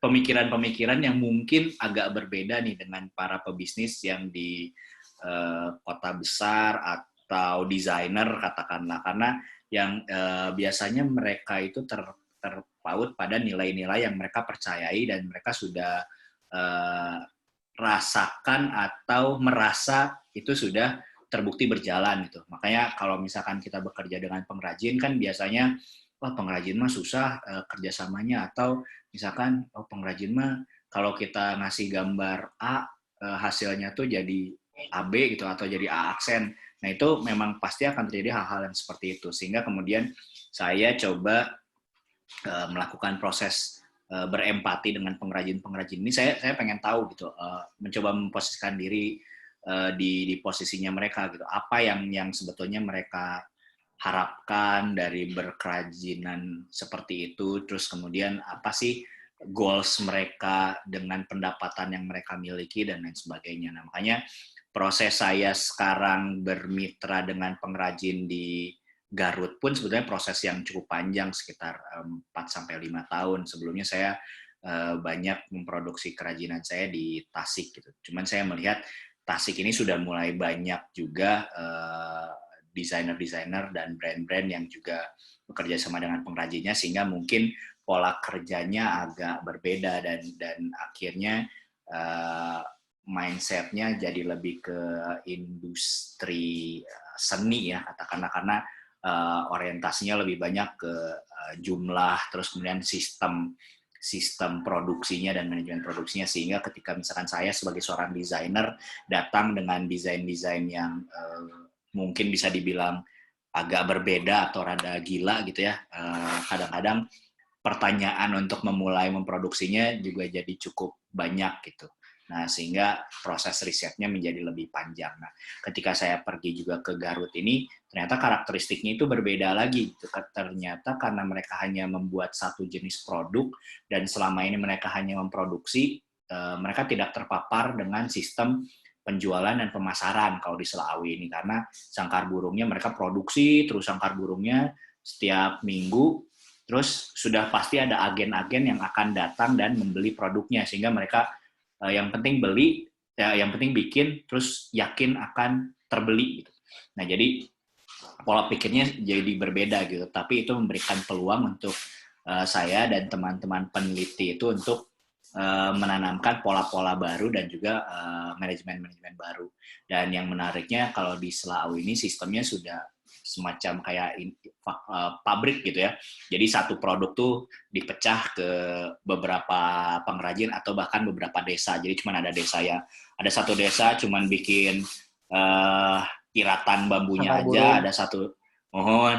Jadi ada satu desa lagi cuman bikin jeruji-jerujinya, ada satu desa lagi yang gabung-gabungin, ada satu desa lagi yang dan gitu seterusnya. Sehingga ketika saya masuk menawarkan desain, saya bisa cuma sepotong-sepotong juga gitu. Dan akhirnya nanti ada yang menyatukannya dan merealisasikannya. Nah itu yang akhirnya menarik.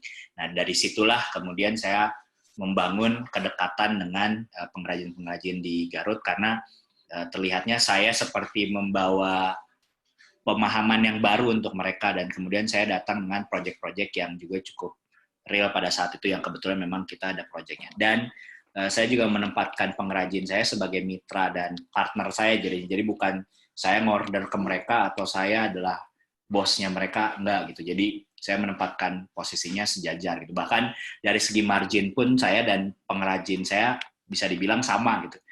Saya mah belum punya rumah tetap gitu misalkan, tapi pengrajin saya udah 4 kali renov rumah, jadi kebayang lah yang lebih untung siapa gitu. Nah, jadi dan saya juga mencoba memposisikan diri sebagai keluarga mereka. Gitu. Akikahan anak saya di sana, terus kemudian tiap Lebaran juga zakatnya di sana dan lain sebagainya. Kenapa? Karena pengrajin ini juga sebetulnya berkerajinan tuh biasanya kan antar keluarga, dan kelompok-kelompok pengrajinnya tuh keluarga gitu. Jadi pengrajin saya pun 7 orang, 7-7-nya keluarga gitu, sebenarnya adik kakak, sepupuan dan lain sebagainya. Nah sehingga pendekatannya adalah sebagai keluarga juga. Nah lalu nyambung juga ketika sudah ada kedekatan emosional seperti itu, ketika kita mau ekspor, ketika kita mau branding, itu jadi jauh lebih mudah. Kenapa jadi jauh lebih mudah? Karena saya sebagai pembuat brandnya, jadi tidak perlu memikirkan lagi soal kualitas produknya, terus soal kapasitas produksinya, karena itu sudah selesai di level pengrajinnya.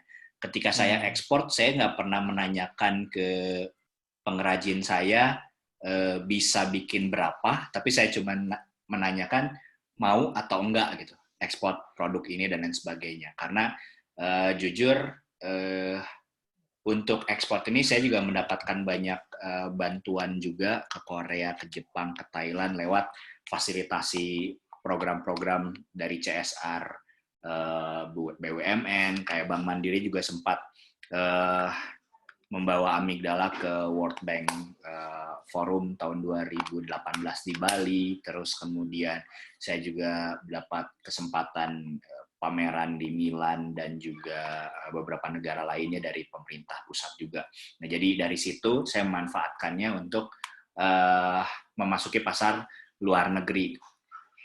Terus kalau misalkan ditanya teknis ekspornya, banyak sekali cara untuk kirim barang ke luar negeri, entah itu ketengan, entah itu kirim satuan dan lewat kurir dan sebagainya. Lewat ekspor kontainer juga sudah mulai banyak jasa forwarder, jadi itu cukup mudah lah kalau teknis ekspornya. Tapi cara menembus pasar luar negerinya, walaupun sekarang ada internet salah satunya yang membantu, tetapi pameran pun menjadi salah satu yang masih, menurut saya untuk bidang kerajinan terutama, masih menjadi salah satu yang patut di exercise terus.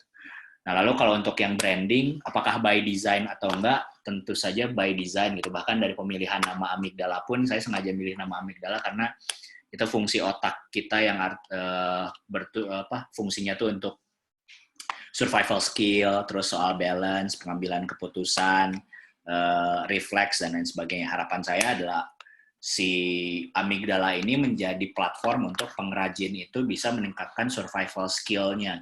Nah, sehingga banyak narasi-narasi yang saya bangun ketika memasarkan produk saya adalah bagaimana si produk ini bisa menunjukkan kapasitas pengrajin itu dalam men-tackle problem-problem yang dihadapinya gitu.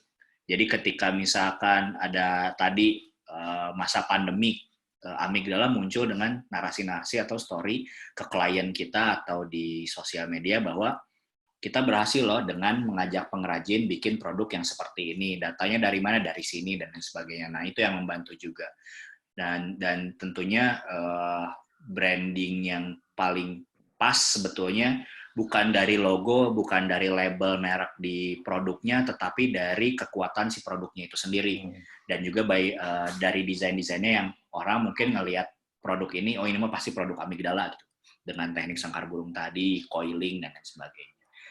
Jadi itu mungkin Kang cerita panjangnya dari 3 pertanyaan itu. Ya. Semoga tadi para penanya yang sudah daftar tadi itu bisa menangkap ya, kalau tidak menangkap ngacung di jalan gitu ya. Tadi jadi pertama kuncinya kearifan lokal itu tentunya yang nilai universal adalah jadikan mereka keluarga ya, bukan hanya sebagai mitra bisnis. Jadi kalau kamu belum bisa menganggap mereka keluarga, ya berkeluargalah mungkin dengan pengrajin gitu ya. Mungkin ada anaknya atau apanya gitu ya, seumuran. Yang kedua tadi ekspor teknis banyak, nanti mungkin jabarkan kreasi Jabar juga bisa khusus ya bikin sesi tersendiri buat ekspor. Untuk branding tadi jadi dibangun dengan carefully, tidak sekedar logo, tidak sekedar nama, tapi juga bagaimana tadi kepuasan terutamanya, bagaimana kekuatan gitu ya. Ini yang penting. Nah ini sebelum ke Mas Diwang lagi, ada pertanyaan ke Mas Diwang, tapi ke Kang Hari dulu ini kagok gitu. Ini dari Pak Georgian. Katanya gimana kalau ini tuh merubah sedikit desain gitu ya, ada dari pengrajin sudah ada desainnya, dirubah sedikit sehingga bisa kemudian menjadi produk itu terkait brand itu jadi gimana gitu, mungkin kode etik atau namanya atau gimana gitu. Tadi kan ada Kang Utang gitu ya di balik kemenangan Amigdala di Kassa apa di Italia gitu ya, Pronto, Mania, gimana tuh Kang? Bene. Ya, jadi memang kita mencoba dengan pengrajinnya ini selalu terbuka, Kang. Jadi ketika misalkan ada desain dari pengrajin yang terus kemudian kita ubah atau kita sempurnakan, kita itu juga by komunikasi ya.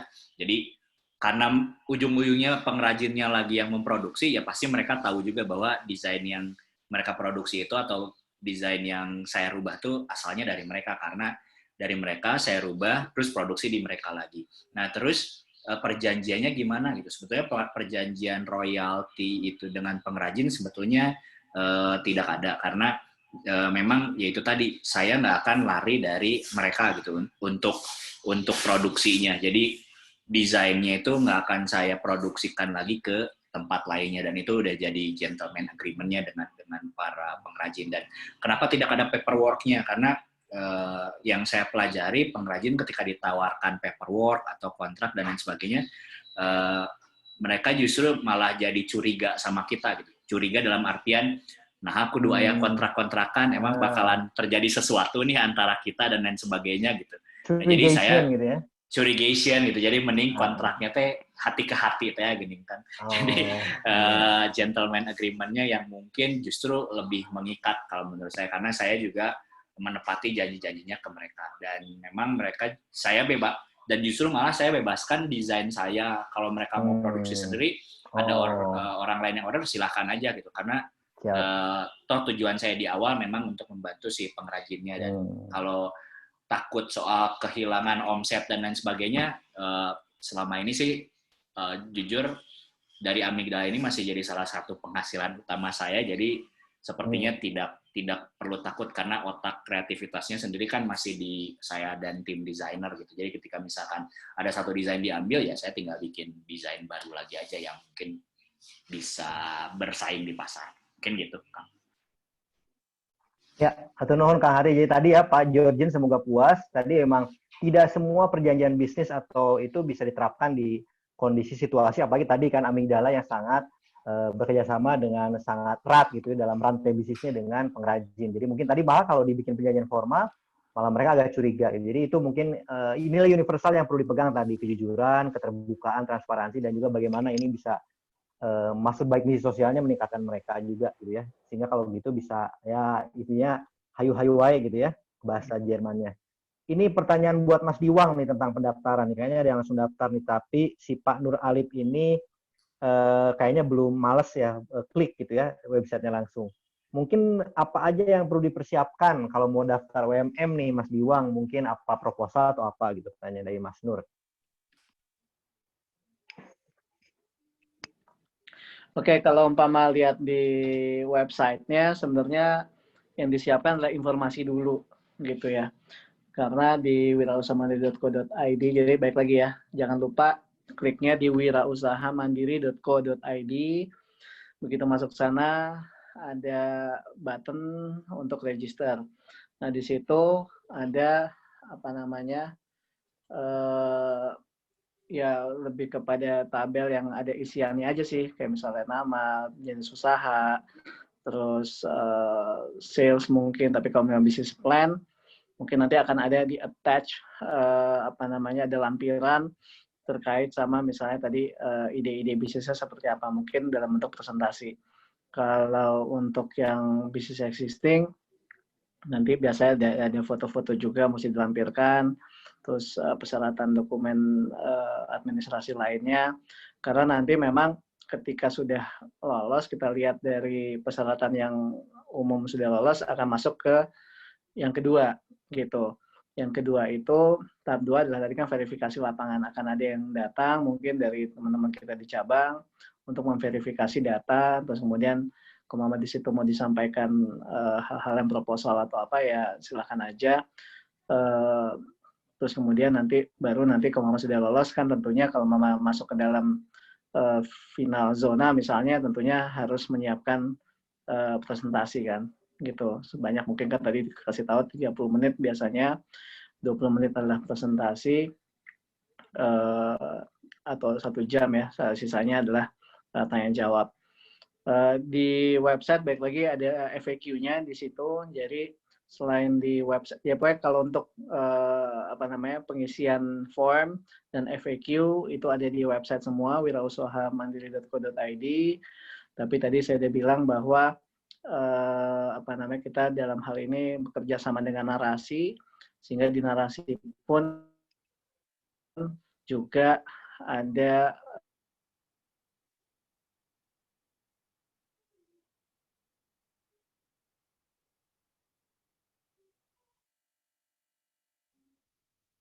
didapat dari channelnya Bank Mandiri atau enggak gitu, Kang. Ya, terima kasih Mas Diwang. Jadi tadi Mas Nur ya jangan sungkan-sungkan untuk membuka informasinya dimanapun di Google, silakan ya. Tadi websitenya udah bahkan linknya udah disampaikan di chat room. Bahkan kalau perlu silakan tanya-tanya kepada para pemenang sebelumnya kayak Kang Hari ini gitu ya, untuk lebih jauh kan supaya tadi ya berani berprestasi ya harus berani juga riset data tadi kayak Kang Hari ya. Kemudian bagaimana juga tadi mempersiapkan deh sekarang. Jangan sampai deadline, sekarang deadline itu pengalaman saya dulu itu kalau banyak orang, jutaan orang mengakses website saat pendaftaran tentunya down gitu. Jadi dari sekarang aja gitu, jangan nunda-nunda. Nah, ini ada pertanyaan lanjutan gitu karena kita sampai jam 4 gitu masih ada ini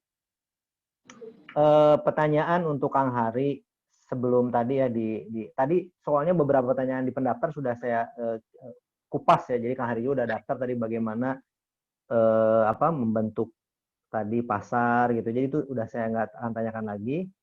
Kemudian quality control nih dari Kang Reva nih. Mau dijawab nggak kira-kira Kang Hari tentang quality control? Tadi sih udah ada ya harusnya. Tapi mungkin mau ini lagi lah. Diulang lagi sekali.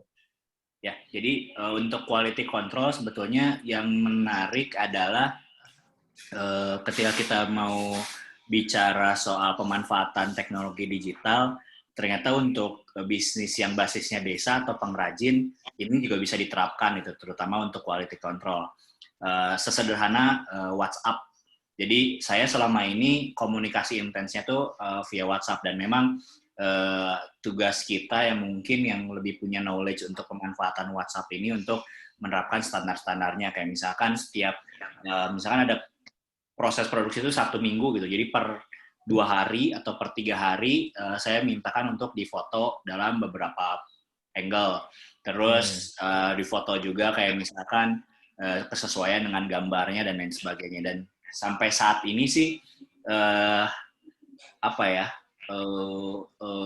toleransi toleransi kesalahannya itu tidak terlalu besar gitu. Jadi mungkin dari semua project mungkin hanya sekitar dari beberapa ratus project yang udah kita lakukan sampai saat ini mungkin hanya sekitar 1-2 project yang miss, dan miss-nya pun tidak terlalu krusial gitu, dan itu bisa kita manfaatkan via WhatsApp. Dan ini juga sebetulnya menarik kalau misalkan kita bicara tadi pertanyaan Kang Goris di awal, apakah BUMDes bisa ikutan WMM?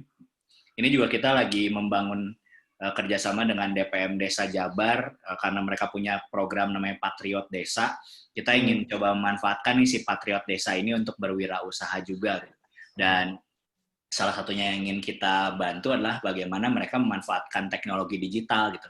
Sesederhana WhatsApp. Kayak waktu itu Kreasi pernah bikin juga satu kelas kreasi, mungkin bisa dicek di YouTube Kreasi Jabar, itu ada bagaimana membuat WhatsApp link generator gitu. Jadi bagaimana berjualan digital via WhatsApp gitu. Nah, jadi rumah WA ya, yang rumah WA ya. Ya, yang rumah WA itu dari didikannya Kang Didi Diarsa nih.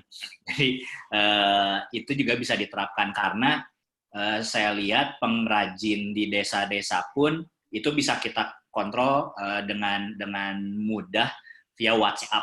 Bahkan ini juga selama pandemi kan saya nggak kesana nih, berarti jadi mungkin udah sekitar 6 bulan lebih saya nggak ke Garut untuk kontrol langsung, tetapi sampai saat ini tidak ada pekerjaan yang quality control-nya itu bisa dibilang gagal atau mengecewakan klien. Mungkin itu sih yang bisa saya jawab, Kang. Oke, Kang. Lalu pertanyaan yang kedua nih, Kang. Bagaimana teamwork nih, Kang? Nanti kalau Kang Hari butuh quality control di lapangan, nanti saya bisa ke sana lah. Kita bisa cesan gitu. Di antos pisan kan. Kemarin dari Garut. Quality, ini Kang, teamwork nih. Nih ada pertanyaan dari Mas Saipul. Oh ya. Teamwork kumaha tah? Nah, untuk teamwork ini saya mencoba menerapkan konsep yang berbeda untuk soal pendampingan yang sebetulnya saya dapatkan dari Bank Mandiri juga ya. Jadi Bank Mandiri itu kan dalam program pendampingannya selalu membawa finalis-finalis atau pemenangnya tuh ke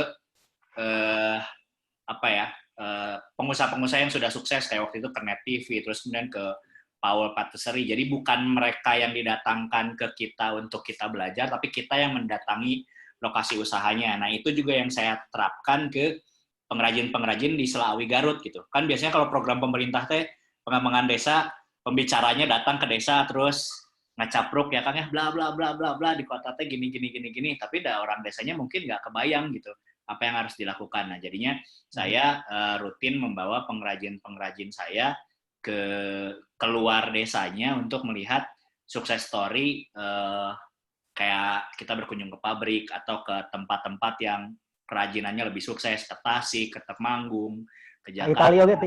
Ke Italia kan? Nah, ke luar negeri baru kuat sampai ke Singapura aja. Mahal tuh yang ke Italia. Mudah-mudahan lah, insya Allah doain saya bisa bawa pengrajin ke Italia gitu ya. Nah, jadi itu sih salah satunya. Kenapa itu bisa bicara ke teamwork? Soalnya kan ketika kita bicara sebuah tim, semua anggota timnya itu harus punya mindset dan knowledge yang sama ya Kang ya. Jadi supaya ketika komunikasinya itu bahasanya itu serupa. Nah, jadi sebisa mungkin apa yang didapatkan oleh satu orang anggota, semuanya pun juga mendapatkannya gitu. Misalkan saya pergi kemana, saya pun harus share juga ke pengrajinnya supaya nanti teamwork-nya itu terbangun dari kesatupahaman visi dan juga kesatupahaman knowledge. Nah, kalau ini kan saya baca di chat Kang Saipul nanya juga soal bisnis kuliner. Nah, mungkin kan minggu depan temanya di Boga tuh ada Kang Ali yang lebih jago kalau bahas kuliner mah, jadi mungkin bisa ikutan lagi kalau untuk yang kuliner. Siap. Jadi Kang Saipul nanti minggu depan ikutan lagi ya. Ya, Grazi, Kang Hari, Grazi. Kemudian ini kayak kembali ke Mas Diwang nih. Kira-kira kan tadi udah tahu kita semua nih hadiahnya banyak. Menarik banget lah gitu kan. Tadi ada kesempatan publikasi ketika sudah menjadi finalis dan ini gitu ya. Apa saja sih pembinaan yang biasanya diberikan selama WMM nih? Kayaknya menarik banget ya, karena tadi, apa nih detailnya Mas Diwang kira-kira pembinaan? Oke, pembinaan ya. Gini, konsep pembinaan dari tahun ke tahun kita biasanya memilih coaching atau partner yang berbeda-beda. Tapi memang biasanya terdiri dari dua hal, gitu kan. Pertama adalah pembinaan yang sifatnya general, ya, artinya general management, finansial, terus kemudian perpajakan, tadi ada intellectual property right, gitu ya, terus macam-macam. Itu dilakukan mungkin ada modulnya selama beberapa lama. Tapi kemudian tadi Kang Hari juga sempat cerita bahwa sempat dibawa ke misalnya ke beberapa ahli-ahli atau enggak pengusaha-pengusaha besar juga, yaitu masuk ke dalam pembinaan yang kedua, yaitu pembinaan yang sektoral gitu maksudnya. Jadi selain yang tadi umum, terus kemudian bagi untuk yang boga atau kreatif, kita berikan kayak sesi khusus gitu ya untuk mengunjungi, misalnya kalau yang boga itu ke dapurnya William Wongso gitu waktu itu. Terus kemudian untuk yang kreatif kita ajak ke tadi Net TV gitu misalnya atau kemana. Jadi kita kayak datengin mereka dan ngelihat gimana cara kerja dari suatu industri atau perusahaan yang bonafit gitu maksudnya. Sebenarnya dua itu dalam rentan yang kira-kira 6 bulan gitu. Tapi dengan ada pandemi ini memang yang juara kemarin, yang juara tahun 2019 kita masih postpone pembinaannya karena memang masih kita belum lihat apa yang bisa lebih efektif gitu, secara webinar kah atau secara apa. Saya rasa kalau cuma hanya webinar aja atau secara online aja kurang efektif kan. Tetap harus ada temu ngelihat dari sisi workshopnya seperti apa, dapurnya seperti apa kalau boga, atau bahkan kalau teknologi ya misalnya seperti apa kantornya atau bagaimana kayak gitu. Jadi mungkin kedua pembinaan ini memang kita lakukan berdasarkan kebutuhan juga sih Kang. Jadi mungkin kita selalu dari awal kita minta sama coachesnya itu adalah kalau mereka melihat mereka memetakan dulu kira-kira kebutuhan dari setiap wirausaha ini atau finalis ini apa, kekurangannya di mana. Jadi mereka akan melihat profilnya, terus kemudian memberikan modul yang kira-kira bisa memenuhi daripada kebutuhan tadi. Jadi nggak secara umum atau sama rata gitu pendekatannya, gitu kan?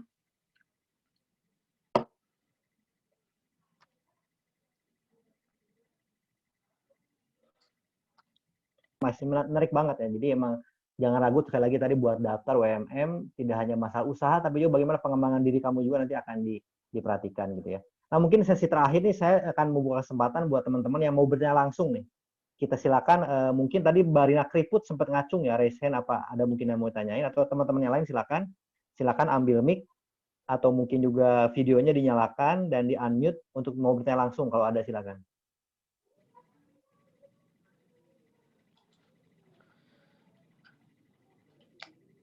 Apa ada yang mau bertanya langsung? Silakan.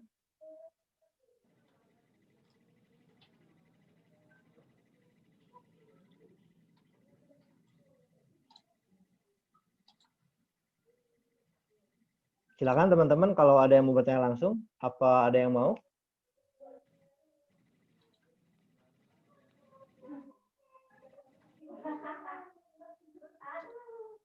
Kalau nggak ada, saya akan ambil lagi pertanyaan dari ini nih, dari list pertanyaan ya. Kalau belum ada, ini tentang kolaborasi nih. Ini udah juga tadi nih sebenarnya. Tentang mungkin tadi bagaimana kolaborasi nih dari sudut pandang. Silakan ini Mbak Cerita Isi Lemari, mau nggak? Mau langsung ini nggak bertanya?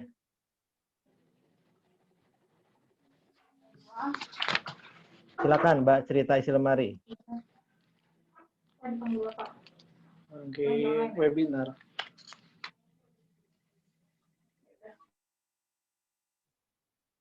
Jadi bertanya Mbak Cerita Isi Lemari. Oke, mungkin ini pertanyaan di kemarin pendaftar lagi tentang kolaborasi nih. Kira-kira menurut Mas Diwang dan Mas Hari ini tentang kolaborasi ini, saya mungkin akan elaborasi karena pertanyaannya agak bingung. Nah, kira-kira Kang Hari sendiri di industri kreatif ini kolaborasinya gimana aja Kang gitu kan? Tidak hanya dari segi tadi mungkin dengan para pengrajin, kolaborasi apa aja yang pernah dilakukan, di semua hal bisnis gitu ya, dan bagaimana kira-kira pendapatnya dengan situasi sekarang nih, kira-kira kolaborasi apa saling menguntungkan, apa ada keuntungan yang didapat dari kolaborasi, dan apa sih kuncinya gitu. Mangga Kang Hari sebelum ke Mas Diwang. Ya, tenun Kang. Ya, mungkin memang sebenarnya kalau dari sisi kolaborasi, saya lihat salah satu yang bisa meningkatkan kompetensi kita dengan cara pintas itu sebenarnya kolaborasi ya Kang ya. Jadi ketika misalkan kita memiliki kompetensi atau misalkan pengetahuan atau knowledge yang kita belum miliki, cara paling cepat untuk mempelajarinya atau mengadopsinya itu dengan kolaborasi tadi gitu. Kayak misalkan ketika kita mau ekspor misalkan atau ya ekspor lah katakanlah. Salah satunya adalah ketika saya berkolaborasi dengan Duanyam misalkan ketika saya masih menjadi creative design director di sana gitu. Jadi produk Amigdala dikolaborasikan dengan produknya Duanyam untuk sama-sama memasuki pasar ekspor, di mana kalau di Amigdala punya kemampuan untuk desain dan juga untuk memproduksi produk high craft misalkan, terus Duanyam memiliki kemampuan untuk ekspor dan juga akses networking dan pasar gitu. Nah jadi bekerja samalah kita terus menghasilkan produk dan akhirnya bisa masuk ke dunia ekspor. Nah terus kemudian kolaborasi lainnya juga yang menguntungkan sebetulnya adalah mengenai tes apa ya, ngetes produk kita juga Kang. Kayak misalkan quality control katakanlah. Saya sempat juga mau kolaborasi dengan brand dari UK, dari Inggris, namanya Bambusi. Jadi selama 1 tahun kita mencoba berkolaborasi untuk mengeluarkan produk yang bisa dijual di London sana, tapi ternyata belum bisa produk Amigdala tuh masuk ke London katakanlah, entah itu dari segi harga, entah itu dari segi kualitas produk, dan ini terjadi di tahun pertama Amigdala berdiri. Nah dari situ saya juga mempelajari bahwa oh ada hal-hal yang bisa ditingkatkan nih dari produk saya gitu. Nah itu tuh muncul dari kolaborasi tersebut gitu. Jadi kita justru bisa meningkatkan kompetensi tidak hanya dari kolaborasi yang works atau yang berhasil, tapi juga dari kolaborasi yang gagal juga. Jadi itu yang saya rasakan manfaatnya dari berkolaborasi, dan kita tidak pernah menutup kemungkinan untuk berkolaborasi dengan siapapun selama konteksnya masih ada benefit yang bisa kita ambil dari kolaborasi tersebut. Gitu mungkin Kang kalau dari saya. Ya, baik. Tadi mungkin untuk Mas Diwang kira-kira bagaimana memaknai kolaborasi gitu ya antar mungkin di sana di Peserta UMM ini kan kita semua tahu kompetisi gitu ya, ada yang menang ada yang kalah. Tapi bagaimana Bank Mandiri bisa tadi menanamkan kolaborasi di antar mungkin pesertanya nanti bisa saling kolaborasi alumni gitu atau apa?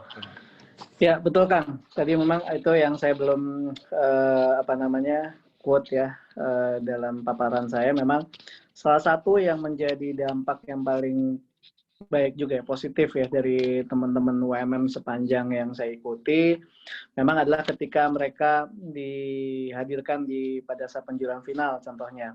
Mungkin tadi Mas Hari di Jogja ya Mas ya waktu itu ya. Nah itu kan ada kira-kira berkumpul 60-70 orang gitu kan.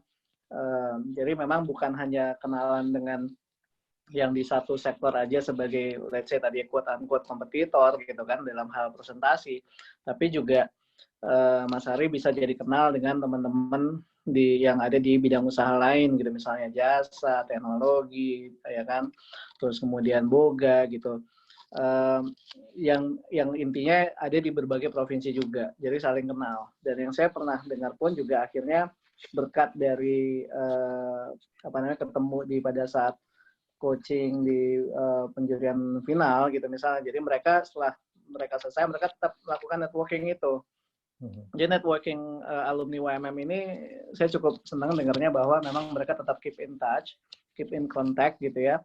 Yang mana nanti saya pernah dengar juga bahwa ada beberapa teman-teman pengusaha atau alumni UMM yang akhirnya berkolaborasi atau bersinergi dengan finalis lain, walaupun di bidang usaha yang berbeda gitu ya.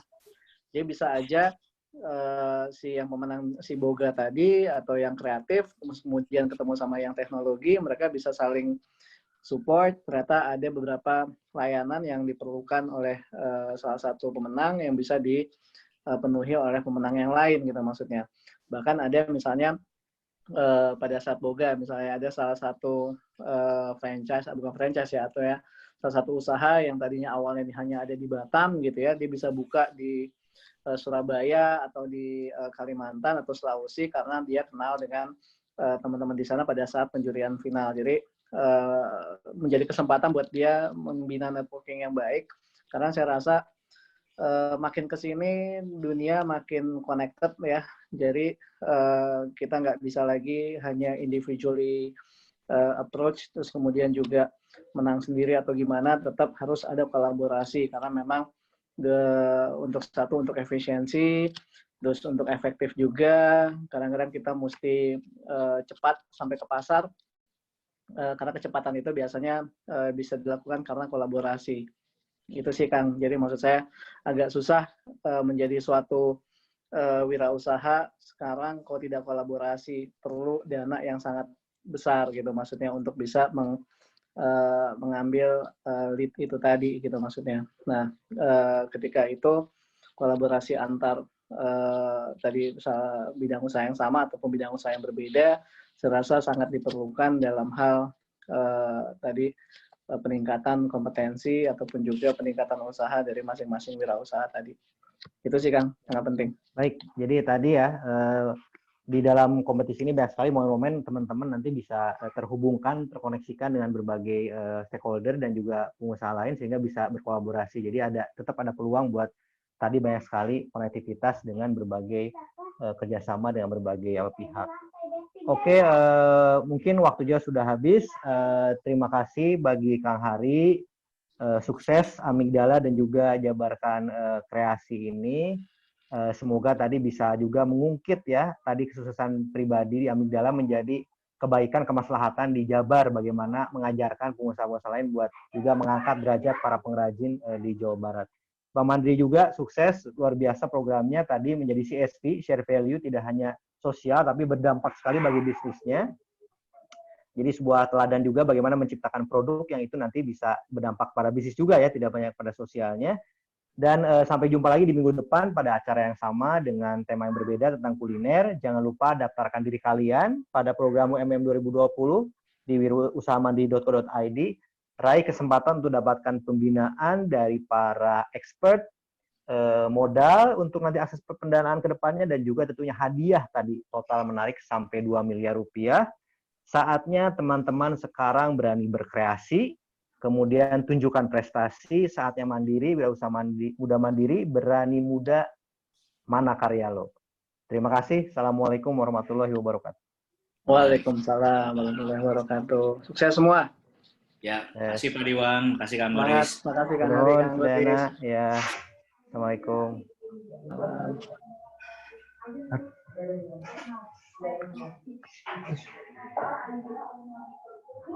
Atur nuhun Kang Goris, atur nuhun semua narasumber.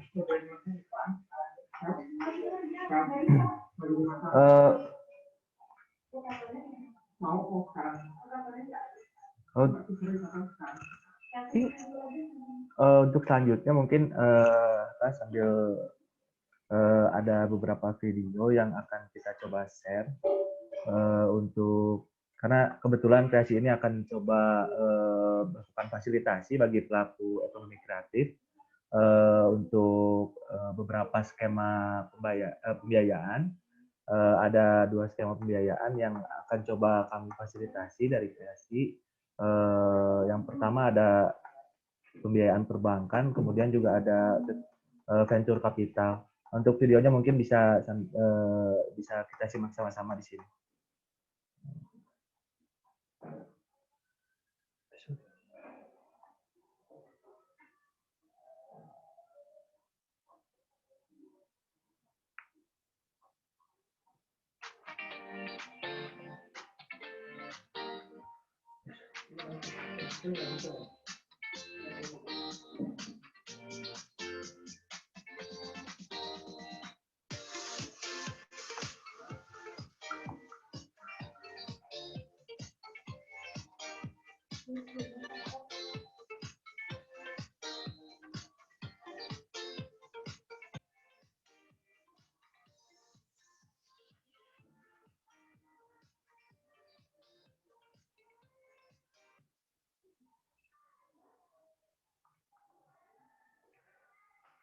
Oke, demikian untuk video dari Panpes, program Panpes untuk fasilitasi pembiayaan dengan skema perbankan dan venture capital. Yang terakhir mungkin saya akan coba share video untuk launching website juga dari Kreasi. Mungkin bisa sama-sama kita simak untuk videonya.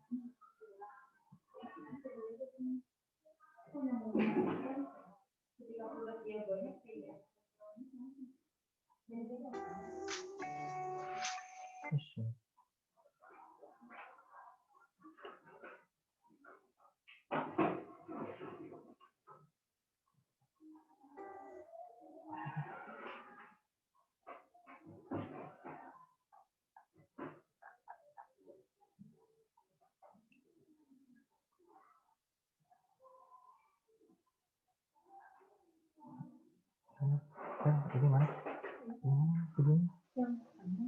Tuh, kok nggak ada sih?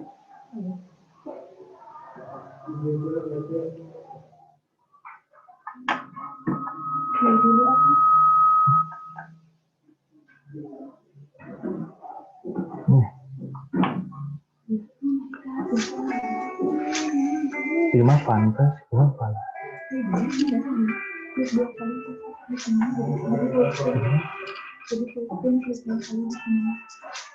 Jadi kan?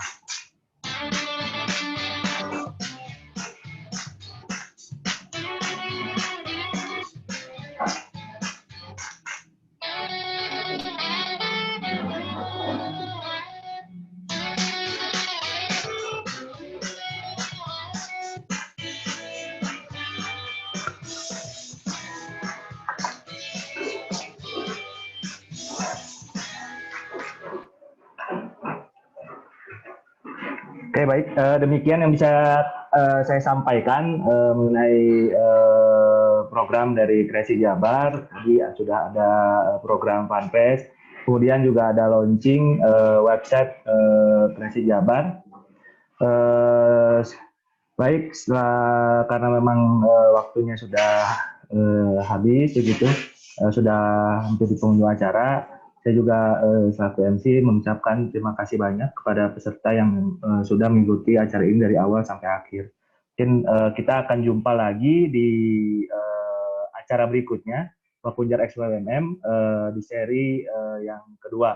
Begitu. Untuk temanya akan membahas tentang boga. Mungkin ditunggu pada teman-teman seluruh peserta, baik dari pelaku ekonomi kreatif dan juga komunitas serta teman-teman dari mahasiswa untuk bisa mengikuti acara Wapunjar XWMM seri berikutnya. Terima kasih, hatur nuhun, sampurasun.